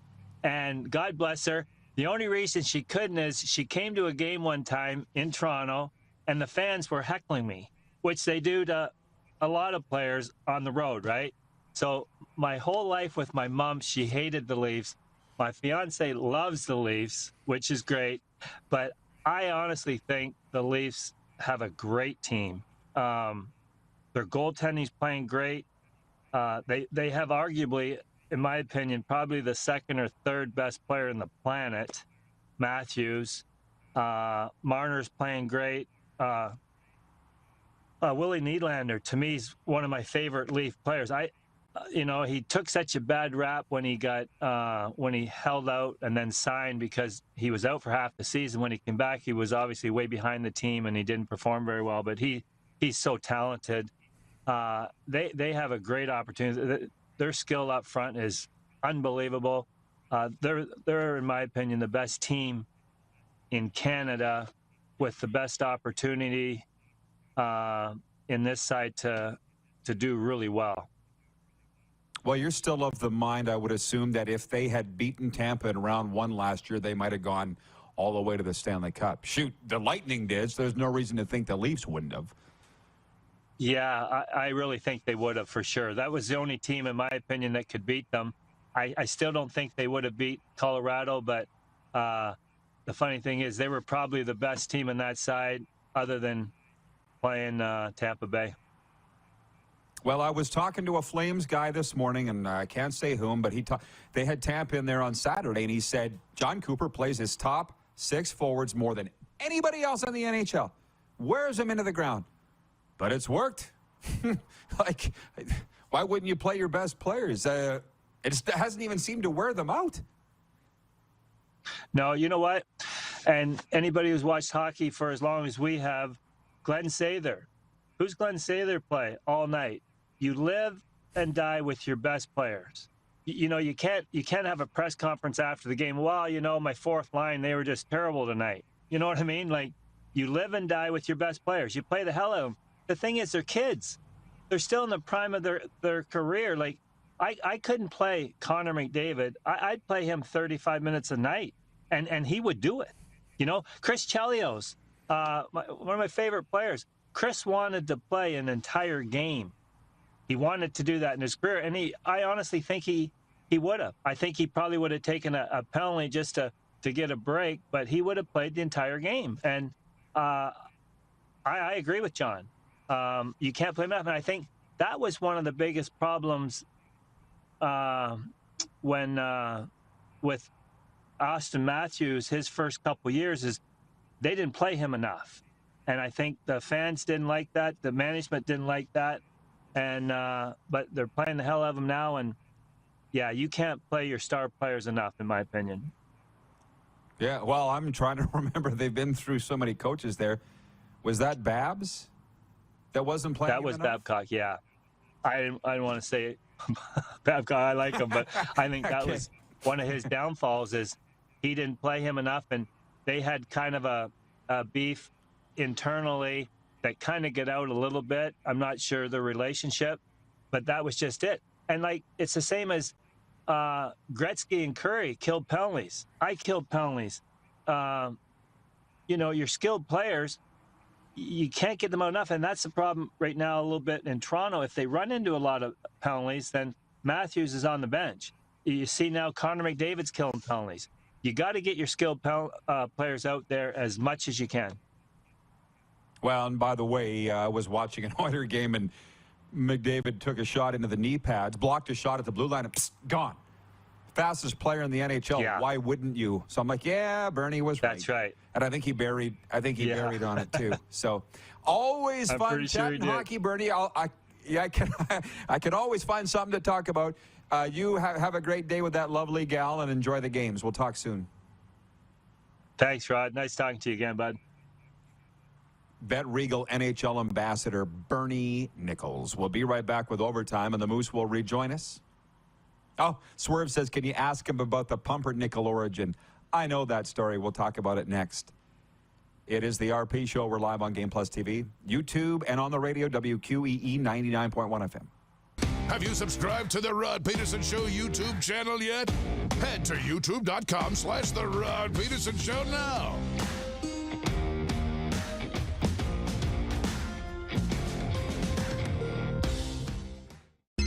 Text 902-518-3033. 902-518-3033. Pick up your phone and text RP, that's Rod Pedersen. Text 902-518-3033.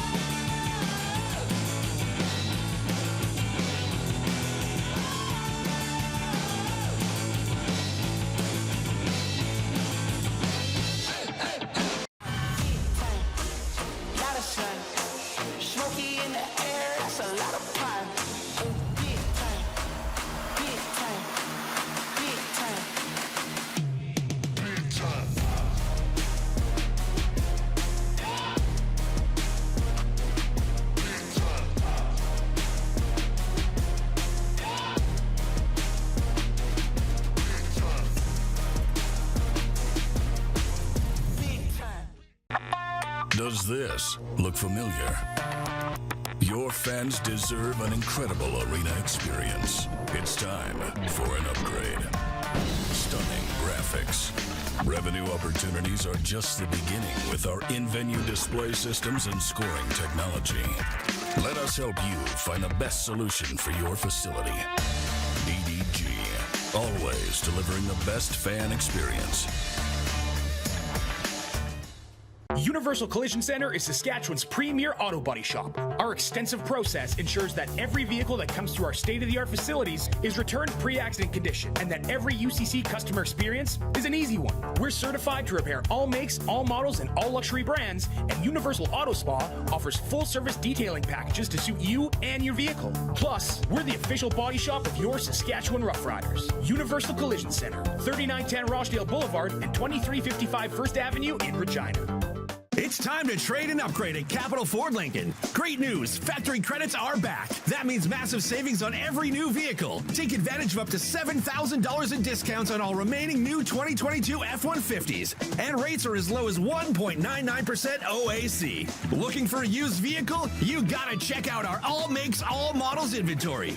Plus, don't pay for 90 days on all new and used vehicles. There's never been a better time to trade and upgrade at Capital Ford Lincoln. CapitalFordLincoln.com.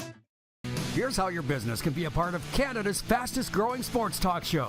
All you have to do is contact us, and we will tell you all about the dynamic and exciting marketing opportunities we have, utilizing a fully integrated 360-degree multi-platform.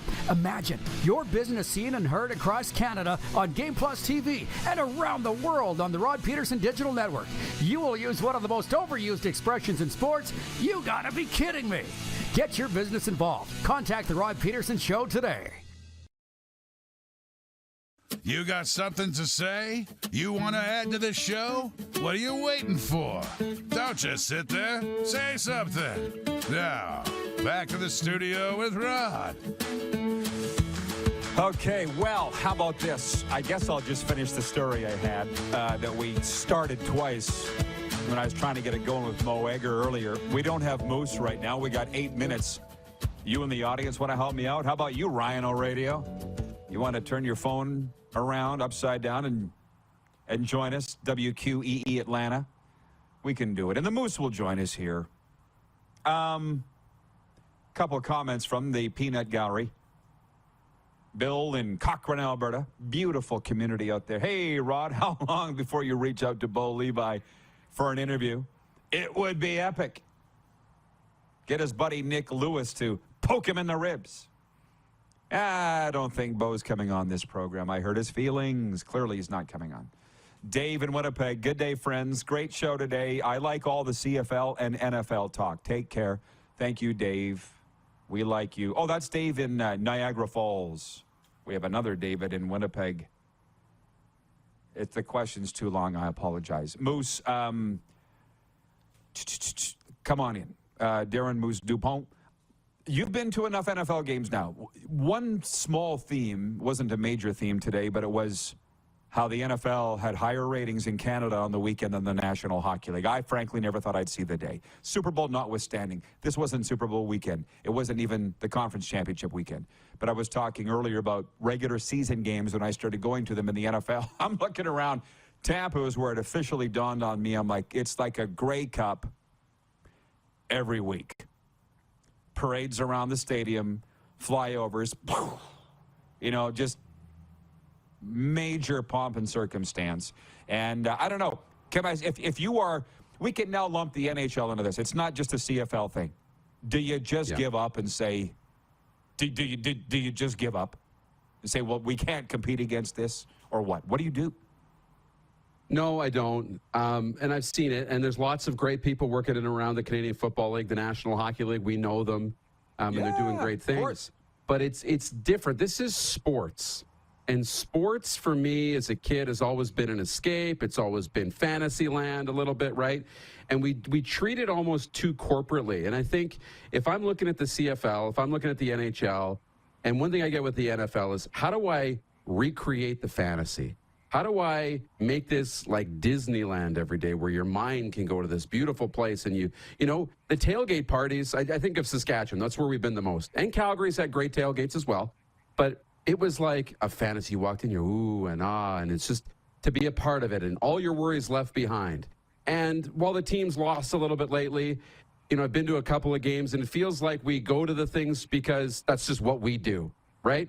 And that escape and everything else isn't there anymore. We have to find the fun in sports, the love of it, and really recreate that in the fan experience. And you and I go to NFL games, it is that. The TV broadcasts are happening outside, and we go around and we watch from behind the gate, and there's tailgates and people in costumes, and you know what I mean? All those wonderful things. It needs to be Disneyland for adults, and we have to treat it like that.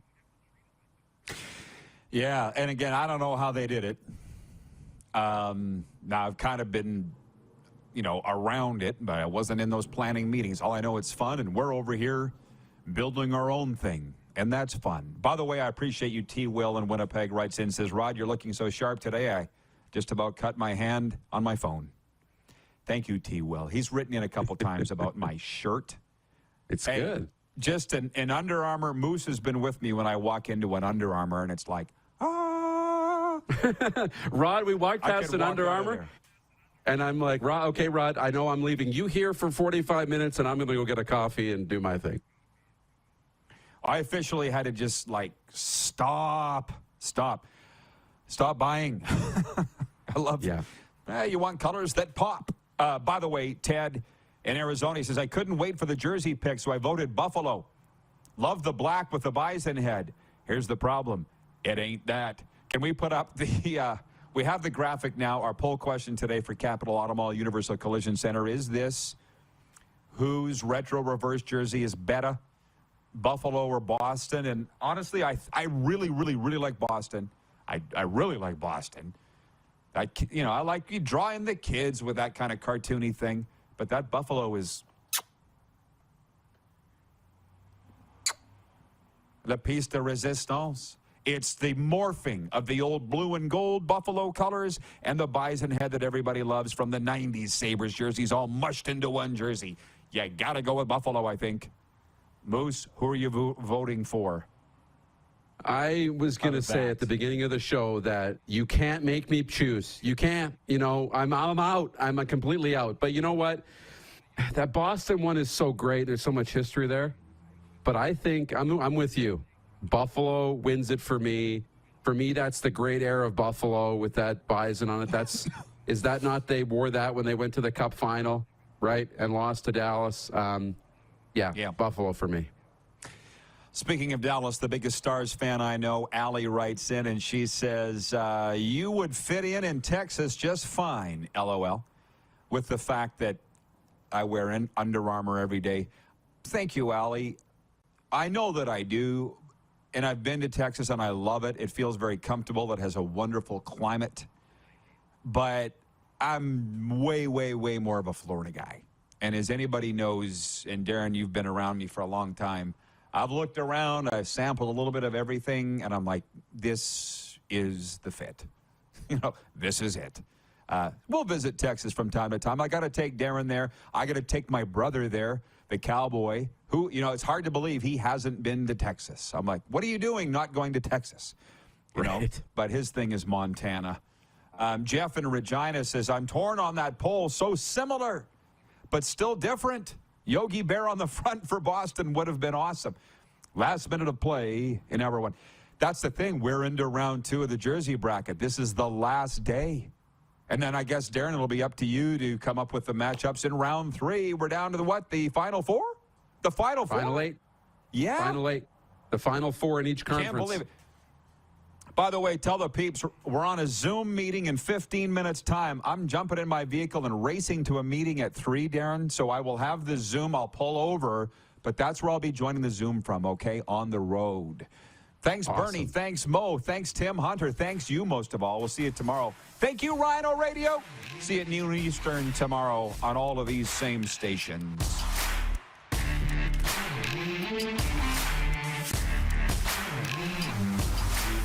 Awesome. Who has more fun than us?